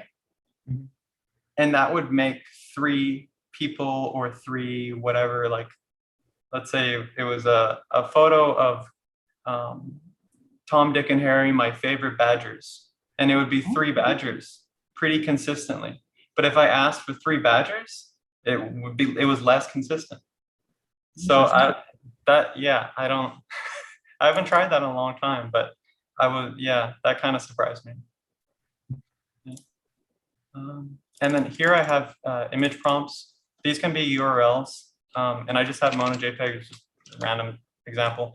If you drop in a file over into this section, then you can reference it like this, Mono JPEG. Otherwise, you would just put a HTTPS URL here. And image prompts work just the same, or I don't know, well, just the same, but it's the same idea as text prompts because the images are in the same embedding space and whatnot. But image prompts are a little bit more specific. Like text prompts cover a whole concept, whereas image prompts are a little bit more constrained. Like you might end up more similar to your image prompt, whereas like, this is pretty open-ended. Cyberpunk Wizard, it's pretty open-ended. So for the most part, these values should be okay. Like, if you want to play with these, like I mentioned earlier, clip guidance scale, if you raise this anymore, you'd probably want to lower this clamp max value. This will clamp the gradient magnitude. There's some, so like here's TV scale that controls the smoothness. If this wasn't here, the results might be a little bit more grainy. And some of this stuff I wouldn't really touch, like unless you really know what you're doing, there's no reason to touch these. Cut in, so this is the number of crops taken of the image. In general, the higher this is, the better quality. But there's diminishing returns. There's no need to go like all out. And of course, this number really depends on your hardware. So like I have this set so that it could work on any Colab GPU. But if you knew that you had some more memory to spare, you could increase this. If you wanted to try to get more cuts in, but you didn't have the memory to spare, then you could increase cut in batches, which will do the thing I mentioned earlier about looping over. I should mention that like this means that it'll do 16 twice. This does not mean that it will cut 16 into 2. So like if 16 is giving you out of memory, don't just increase this. Make sure to lower this. So if you wanted 16, then you'd go 8 too, or whatever. This will actually technically be 32. So just pointing that out. An image you could set here. And so this is like if you want to modify an image you already have or a template, or anything like that, you would use it here as your init image. And this value here is how many time steps you want to, well, it's pretty clear from the name, but it's how many time steps you want to skip at the beginning of the process. The first few steps of diffusion, generally, well, especially if you have it shortened down to 50 steps, the first few steps make big jumps, really big jumps. So it has the same problem that I mentioned earlier about getting oversaturated or getting super, like getting stuck in some ugly, blocky mess. Skipping the first 8 time steps worked out well for me with this specific diffusion model. I don't have like this is just an empirical number that I came to, but it generally works out. If you lowered clip guidance scale or increase the number of time step respacing steps, then you can probably maybe lower this a little bit. But yeah, that's why that's there. Oh, right. So, but the reason I'm bringing it up is if you use an init image, you're going to want to increase this more. This is the value that's used all the time, even if you don't have an init image. If you do have an init image and you want it to be actually visible by the end, you want to change skip time steps to like match, to be like at least half of the number of time step respacing value. So like it's 50 steps, so you probably want to do 25 steps. If you did like 40 steps, it would be very similar to the init image. Not much would change. Like, and the earlier you go, the more you lose, basically. Got it. So if you went really early, that might be useful for if, like, some people use templates. Like, for example, if you wanted to generate a bunch of Nike shoes, or something, like you've probably seen some of those projects out there, then you would have this like basic shoe template, and you would have it like maybe 15 out of the 50 steps or something, so that you don't retain much of the detail of the original. You don't want those details, you just want the shape. Then you would go, yeah, like something like that, 15 out of 50. And generally don't change anything else. And I mostly covered all it. Like the fuzziness, if you want the fuzzy prompts, you can turn this on, and then this depicts how wide that randomness should apply to your text prompt. And then you hit this to actually run the process, and you'll just start seeing images spit out at the bottom here. I can get this running, but like, I don't know if I want to wait for the diffusion to run. I have something else locally that I was going to show that runs really quickly, and we'll get to see the augmentations that I was talking about. This is like a crash course on Clip. Like, I can't thank you enough. Like, really gives a clear picture of things, and the hyperparameters which are affecting it. So yeah, there's a lot to keep track of. This I was going to mention, if you're of a more scientific mind, like, or you have a very specific creative vision in mind, you should make use of seeds. By default, I have the seed pick a random number each time.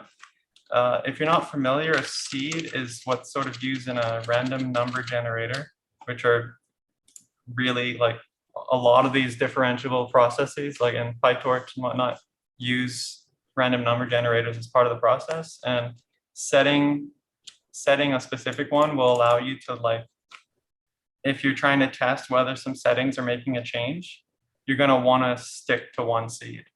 Otherwise, you don't really know. Like, like, ooh, this one looks better, but maybe that was just random chance, You should set a seed while you're experimenting.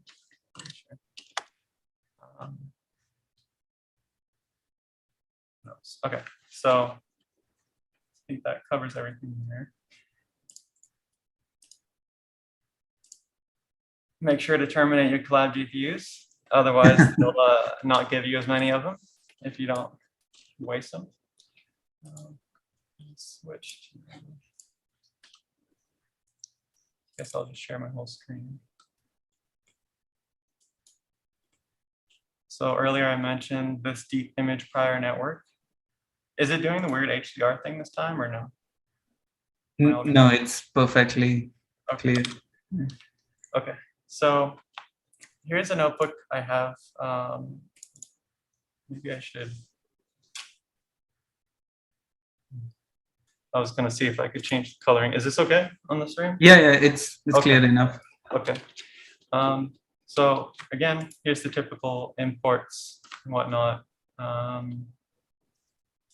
And up here, loading clip. This is just sort of a helper class that it's not really necessary. It's just some extra helper functions to make all the clip embedding stuff easier. Just reorganized compared to what's in the diffusion notebook. And here's. So Daniel, what is different about this compared to earlier Colab? So this one is going to be optimizing deep image prior with. I think this was pioneered by Catherine. I don't think she ever released code for it, but it's really, this is an example. Like I want to show this because it's an example of how like the things that you learn in the other clip guided notebooks or anything like that can be cross applied to different models.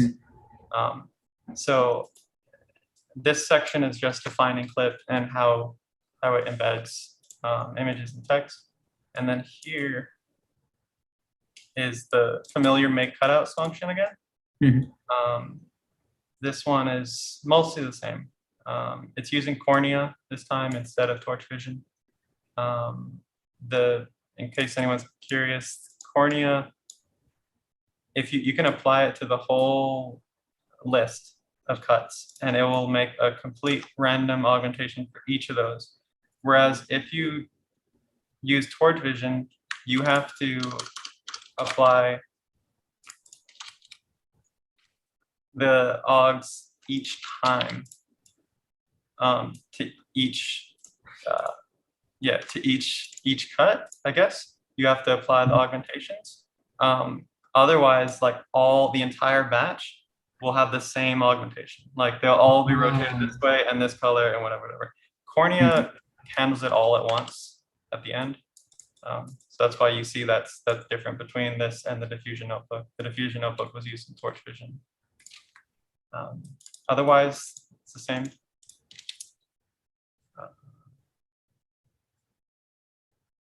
Okay, clips loaded. These are some helper functions for displaying things.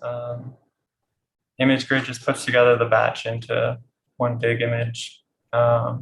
And this here, this display image function, unlike the display.display that you'll see in a lot of these notebooks, which will output, it'll like print it right below the cell in Colab.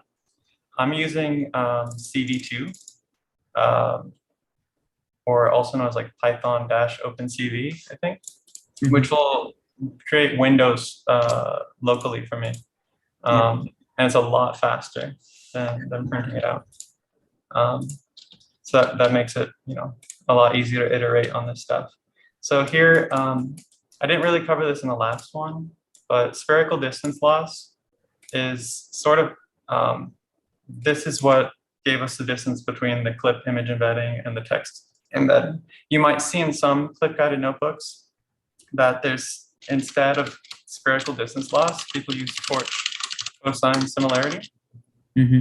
This is this was the way that it was done. I mean, like people interchange with these two, they're pretty similar. Spherical distance loss is just supposedly more correct because it takes into account like the big hyperdimensional sphere thing.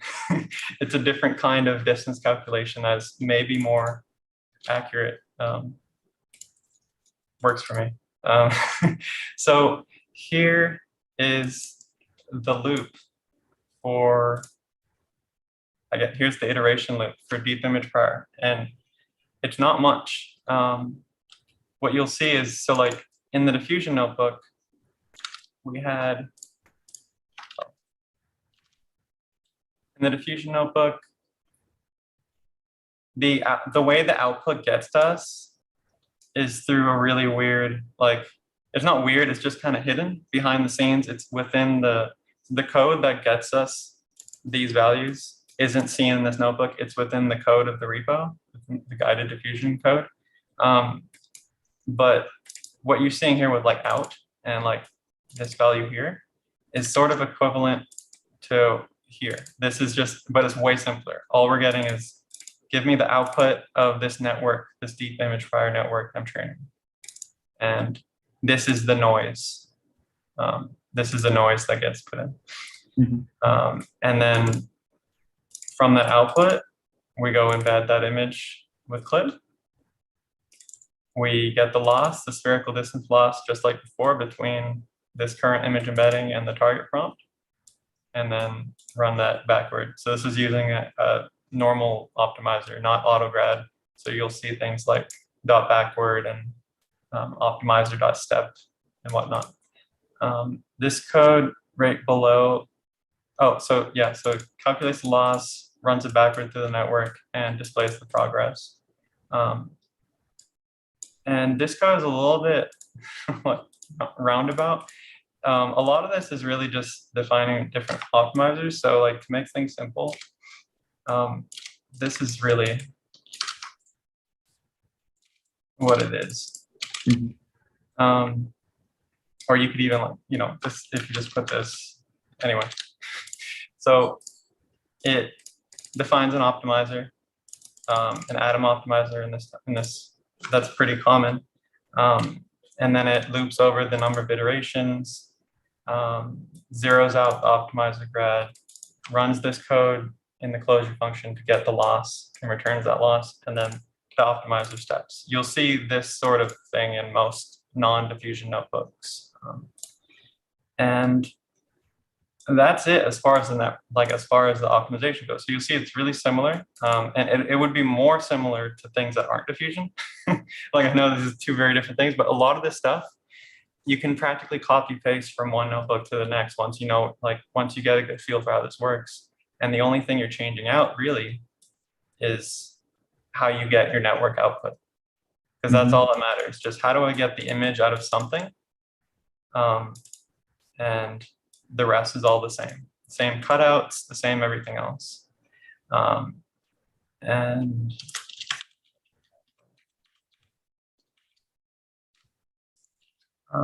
And then here you can see where the deep image prior network actually gets set up.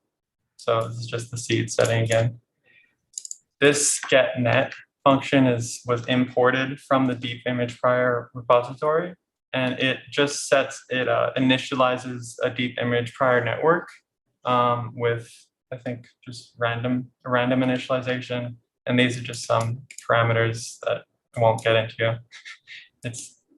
It just sets up like the different sizes of the layers of the network and how many layers there are, and different things like how they upsample and downsample between each layer and all this neural network stuff. Once you have that network, you get your starting noise. This is the input that's going to go into the network. And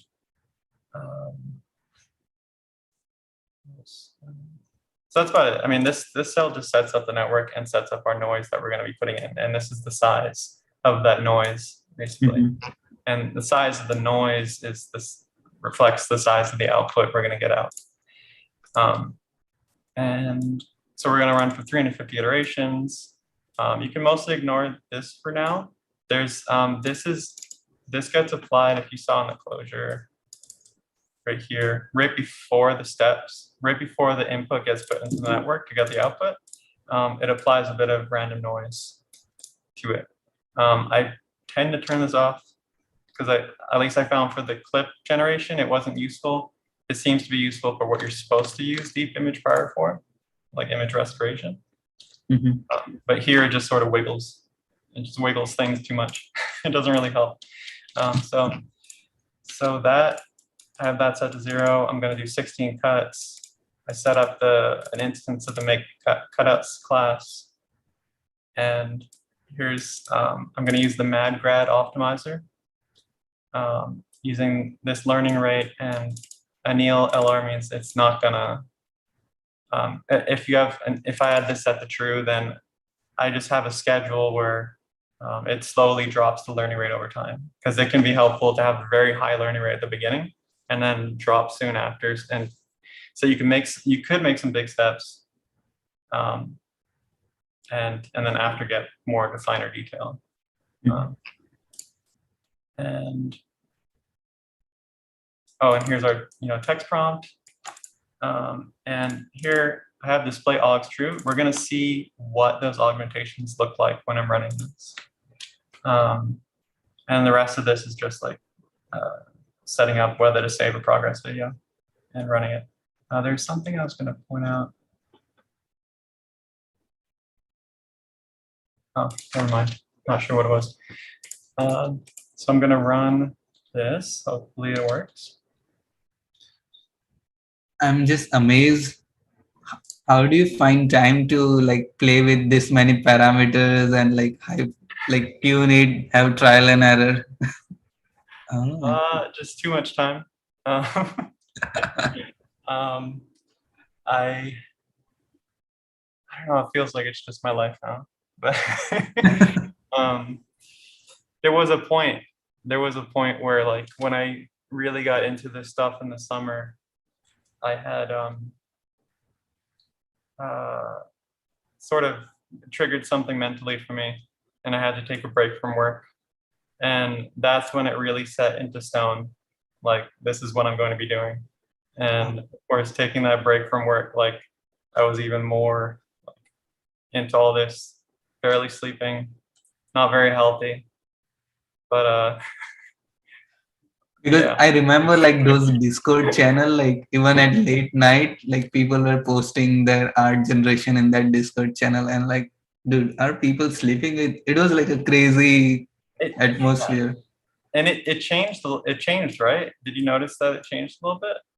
Like, well, I don't know if you've been visiting that particular Discord much since back then, but like, it was really intense during the summer, Yep. wasn't it? Like, a lot of people were in the same situation as me, except some of them didn't have a break from work. So, but yeah, I would be up working on the stuff, putting out the output, and then seeing people go to sleep, and then still being there when they wake up again. And it's like, hey, how was your dreams? I've been dreaming with Clip. And by the time you check the Discord in 2 hours, there are like 5,000 messages and like. Yep. So here, is this displaying at all? Yeah, I see the cutouts as well as the final iteration. Okay. So this I was optimizing towards a moody painting of a lonely duckling, right? And you can see, I'm gonna restart it now. But your GPU is truly showing the speed. So here you can see where it started from nothing and it's slowly going towards the duck. And over here, here's all the different angles. You can see the grayscale getting applied. You could see some color jitter getting applied. And it might be hard to track, but sometimes you can notice that they're cut out. Like, you can see it's really close to the, I can like hold this, I think. Yeah, so if I hold it, it'll be paused. You can see like how some of these are zoomed in, some of these are full, some of these are perspective shifted. Having those cutouts is also useful for, like, even if the image isn't that big, getting small cutouts allows you to like pack in more detail anywhere in the image. Like, even if you had something that was 224 pixels, you might actually want to size that up and then cut it, because that way, like, Clip gets, just sort of more fine-grained into all the little areas. In this case, I'm not scaling it up. So you'll see, like, most of the like crops aren't that intense. Like, they look like maybe like 1/5 the size sometimes. Like, it'll zoom into this signature here or something. But yeah, so I had set something like this up very early on in the like BQGAN, maybe before BQGAN days, because Actually, I think Ryan had one in the original like Big Sleep notebook. Maybe it was an option.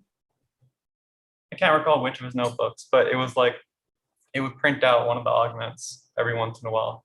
I wanted to see the whole grid because that's the only way to really get like how much variety is Clip seeing. Otherwise, you'd have to like pause each time, make sure like compare each individual cutout or whatever. But yeah, having this was super useful because there's a lot of torch vision augmentations out there. I'm using some subset of them.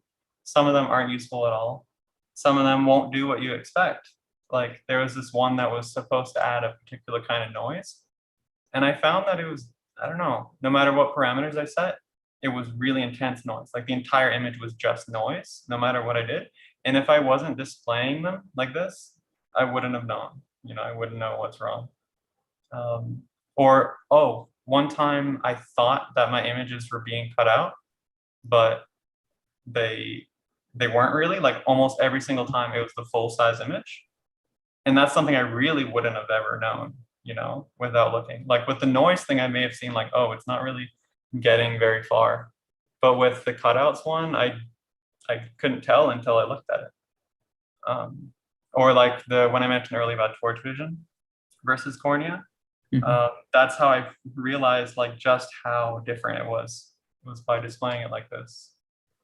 Because when I used torch vision and applied it to the whole batch, it was just like every single one of these was the exact same thing, basically, which is useless. So this is like the crux of figuring out like a lot of possible like code like things that might go wrong in a code. Like this is a good way to test check. Yeah. Yep. And like, so like, let's say you wanted to do wide images, right? This would be a great, looking at the augmentations would be super useful for that, because like, I don't know if you remember, but a lot of the earlier scripts, especially if you try to use something wide, it had issues with composition. Like either you would have like duck and duck on either side, or like the entire, like this side would be really defined, but not so much over there. It depended on the cutting strategies that people had. And then even if you did have it cover the whole thing, then there was the issue of it would just look stretched often. Like especially a lot of the earlier ones, a lot of people's results look stretched, and it was because they were trying to force Clip to see the whole thing and not just like get it all segmented out. But there's like, so I don't know, I think I have it in here, right? So I have something in here where if the width is not the same as the height, then use random affine to shear the image. So it's not gonna rotate it, it's gonna shear it, which is like, it turns into like a trapezoid, kind of. And if this still works, is the way I remember it, it should, like, if you have a long image, it should try to sort of trap. Yeah, I know. Put a little bit to try to fit as much into a square. Let's see if that works. So what we're looking for, yes, is working.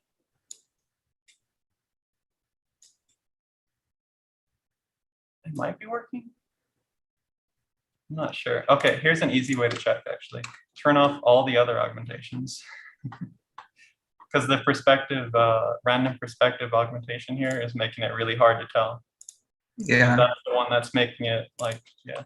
I'm gonna turn that off, and this, and this.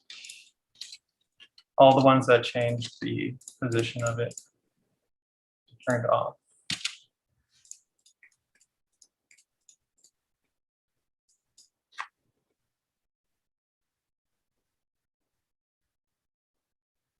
I don't know if I have that value set right.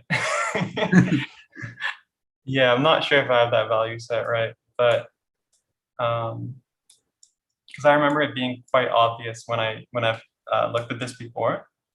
Yeah, So I don't know.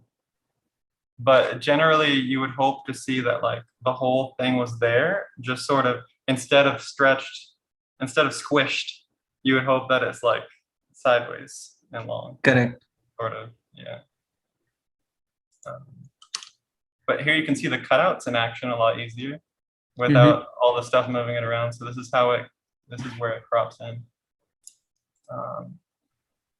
And right now it looks like it's sort of turning out like that double composition where there's like one duck over here and one duck over there. So there's something not quite right. Oh, well, also all the other augmentations are off, so the result's going to be a little bit worse in general. But yeah, that's one way to check. And you could like do set that shear up to like 45 maybe, then we could see if it's doing anything. Yeah, okay. In some of these, I'm seeing it obviously happen. I saw some shear, Yeah, there's some going on. but maybe the crop size is like not the right proportion. Like it's square and we are viewing rectangle, so it's taking the minimum. Yeah, maybe if we saw, I think if we saw the pre-crop version, that's like, because really what we want to do is shear the pre-crop version for the most part, because I mean, yeah, I don't know, that I don't think it matters too much that each individual crop, wouldn't cover the whole thing, because each individual crop never covers the whole thing. But yeah, these ones in the bottom right that you see here are a set that are always the full size. That's why you see that these aren't changing much, because sometimes you want to make sure that at least some of your cuts cover the whole image, so that you keep some composition in mind while also getting a look at the smaller details. And this is all anthropomorphizing by saying like looking at it, but it's like the easiest way to talk about it. It's more like it's taking an average embedding of all the little tiny crops and making sure it all aligns with that text prompt. This is like out of like I love it. Like this has been a great session. I know it's like getting a bit late there, so we could wrap up. Yeah. Oh, yeah, yep. Unless has it seen my image? Has it seen? Does it know you? Oh. No, like you wrote my name as prompt. So I was like, let's see. You're a mystery. Wow, what? That sure is something. It's getting very trippy. Yeah. Oh, I was going to point out just one thing.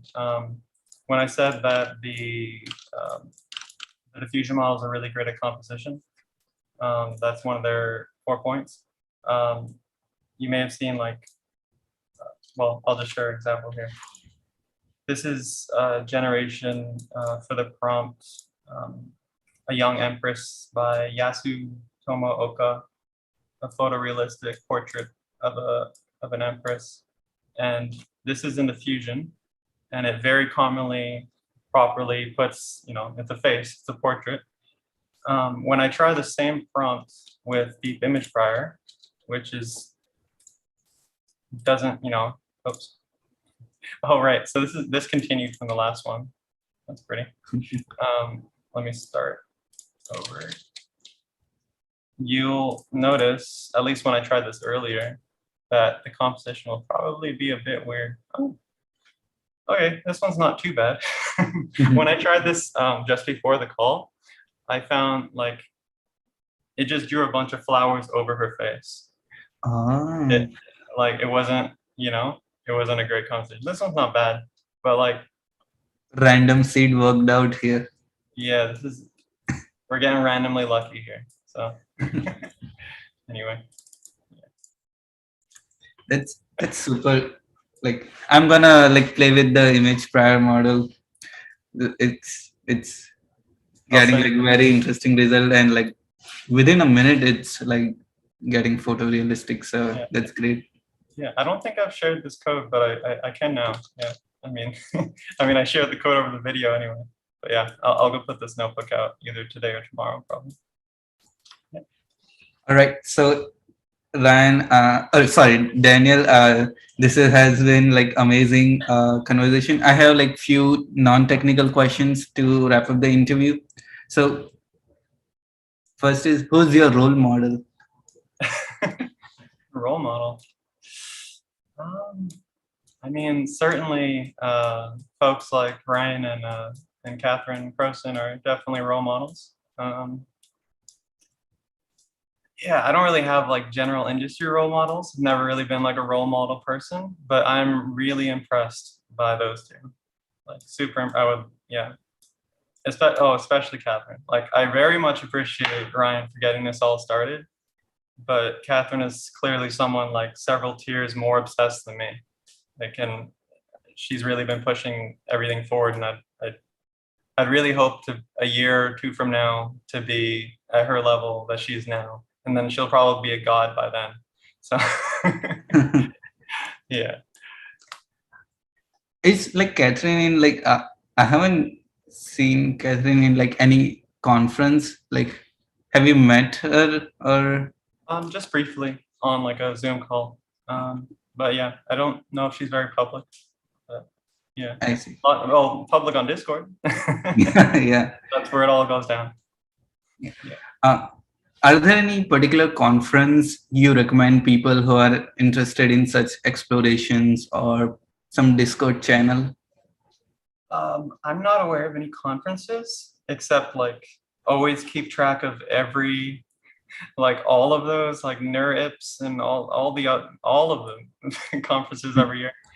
Make sure to follow folks like I never know the numbers, AK92501. There's this guy on Twitter who posts every new preprint, and there's always new stuff. Make sure to follow that stuff and see if there's any new models that come out that interest you. Yeah. And what was your creative aha moment where, okay, this AI can do like really creative stuff? Like, what was that moment?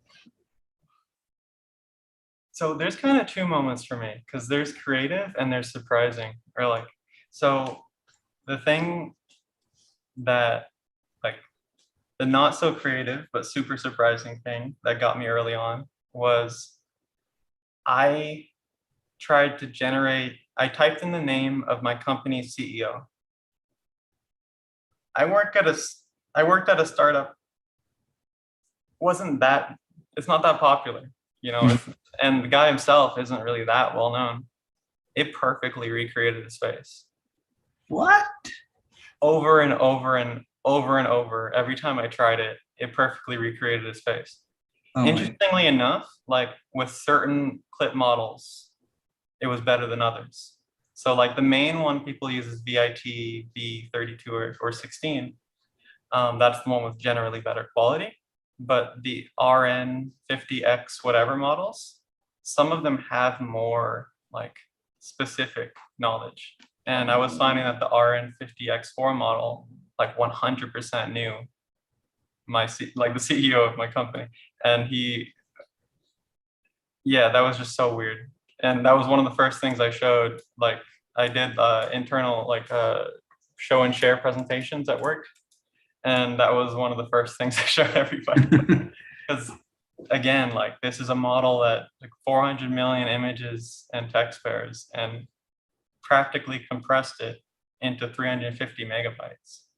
Like 350 megabytes. And it knows even the CEO of my employer. Like that's, yeah. It's surreal.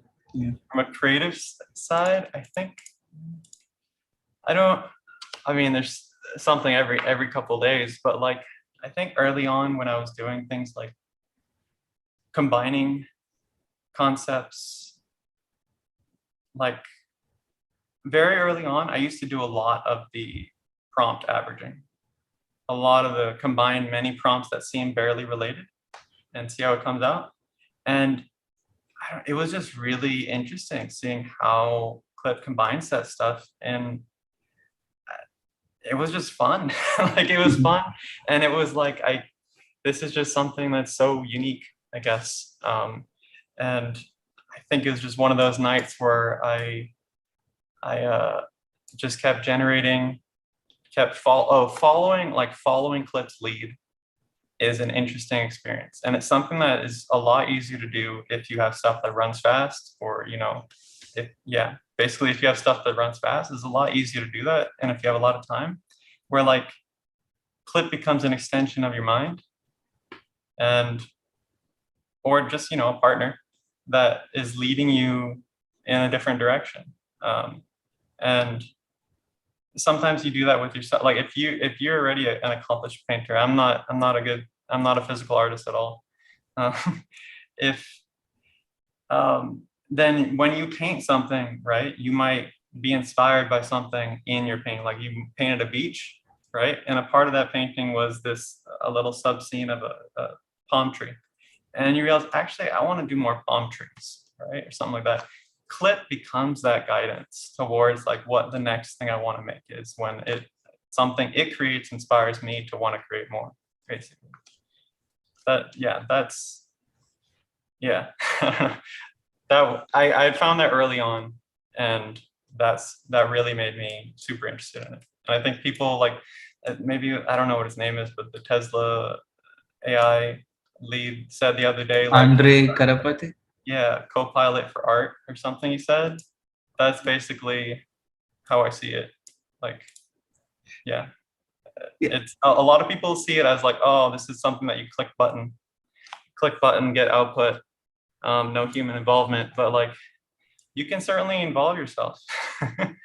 You can definitely involve yourself, especially if you start modifying the stuff. But even if you don't, like, you can follow, a creative process, even if you're not super technical. Yeah. And like, I had those like realizations, like Clip literally like makes you feel the augmented intelligence through machine. Like it's, as you said, like an extension of mind. Like the more deep you go, the more you discover, and there are things yet to be discovered, because there are yet surprises we don't know yet. Yeah, and what builds on top of that too is everybody's prompts. Like you'll notice if you look in the community that the prompts kind of fork off. Like people see other people's prompts and they try that out, or they try something that resonates with themselves, like in combination with that prompt, and it just sort of keeps growing, coming up with better ideas and stuff. Yeah. I didn't know prompt engineering was a thing, like until I was playing with Clip. Yeah. Oh, you mean like, yeah, because before Clip, prompt engineering was for like GPT and stuff mostly, I think. Yeah. And yeah, one little, like, just a random pro tip that I'd recommend. People should try things that aren't just a description. Try things that are like, I've had good success with prompts that are like, I can't believe how incredible this painting is. Like things like that, or something that's, doesn't mention a painting at all. It's just like, I don't know, just some sort of emotion, a phrase that somebody would say online. Because you have to remember, where did Clip get its data? All across the web, the text that was next to that photo. So think about like, if somebody posted a photo on Instagram, what would they have as the description? And so like, you may have seen some of my recent posts where I have like, sorry that I look like a mess. I booked a haircut, but it got rescheduled. It's a Bo Burnham song lyric, but the results were very consistently people, mostly women, like taking some sort of selfie and their hair is messy. And I never asked for that specifically, but that's what came out because it makes sense. Yeah. Yeah. I see, like there's some area of ambiguity where like if two sentences have the same meaning, like Mhm. maybe the more image data which was like trained will showcase. So Daniel, is there anything you wish you would have done differently when you were exploring this? Mhm.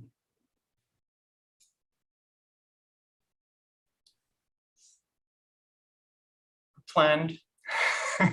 But no, nothing specific. Just I wish I had like um I wish I was able to schedule what I want to work on because there's too much. There's way too much. I don't have a good answer other than that.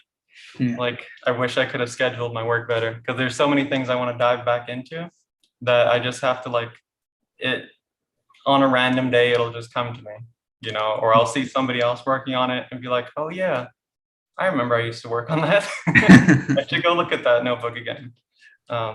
Yeah. Cool. So finally, I have a rapid fire round, and you will get like 5 to 10 seconds to answer the question, and you got to make it brief. Hmm. Oh, I see your dog. That's cute. So yeah, it Zoom is like giving me some glimpses. So first is, which city is in your travel bucket list? Tokyo, Taiwan. Um, yeah, that's it. That's 5 seconds, right? uh, which technical or non-technical book made a big impact in your life? Mm. Um, I don't have a good answer because honestly, I did not find myself in physical books too much, and I don't know if that's because of ADHD or what. But it's not that I didn't read. I spent my whole life on the internet reading constantly, and I found it hard to sit down with a book. So I unfortunately don't have a great answer. So if I replace book with article or a video, I don't know. I feel like everything affects me. Right. Sorry, no good answer. okay, time is up. Yeah. Next is uh, your favorite movie. I have an answer for this and I don't remember it.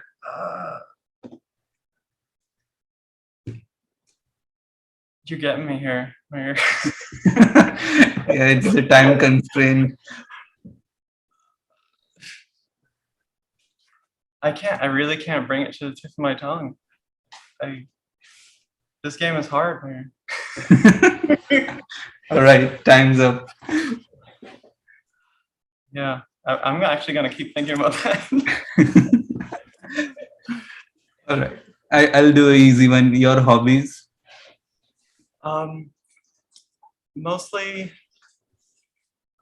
Mostly technical stuff, really. I mean, obviously, this is a hobby for me. I am moving into working on this now, but this is still my hobby all the time. Other than that, I don't know. It's just playing with my dog, reading interesting stuff. Just keeping track of all of this because I think it's going to change so much of our future. I spent a lot of my time. I don't remember who said this, but something like if you want to live in the future, if you want to time travel, just pay attention. That's how you live in the future. There's so many people now whose like whole life, their whole like direction in life, their whole knowledge of how the world works is the same as it was like 20 years ago or something, you know? They don't realize that the world is changing a lot. And I find like, I don't know, it is like living in the future to just sit there and pay attention. And you'll find that when things actually come to be, when those things come to be, that you'll already know exactly what's going on while there's a bunch of people who are just like, what the hell is that? You know, or what is this magic? Or, you know, whatever. That was a bad answer for what is my hobby, but that's my hobby. I guess it's futurism, but not like, I don't know, not like, I think there's like a futurism, like group. Mhm. Not that. I just keep track of the latest tech.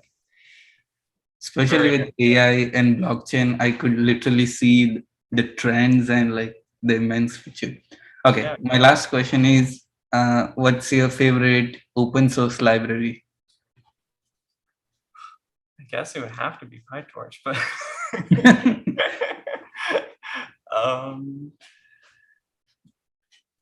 yeah, I guess I'll make it more specific. PyTorch 3D, because it made it really easy for me to get into graphics, to get into 3D and whatnot without having to build out my whole own differential renderer and all this stuff.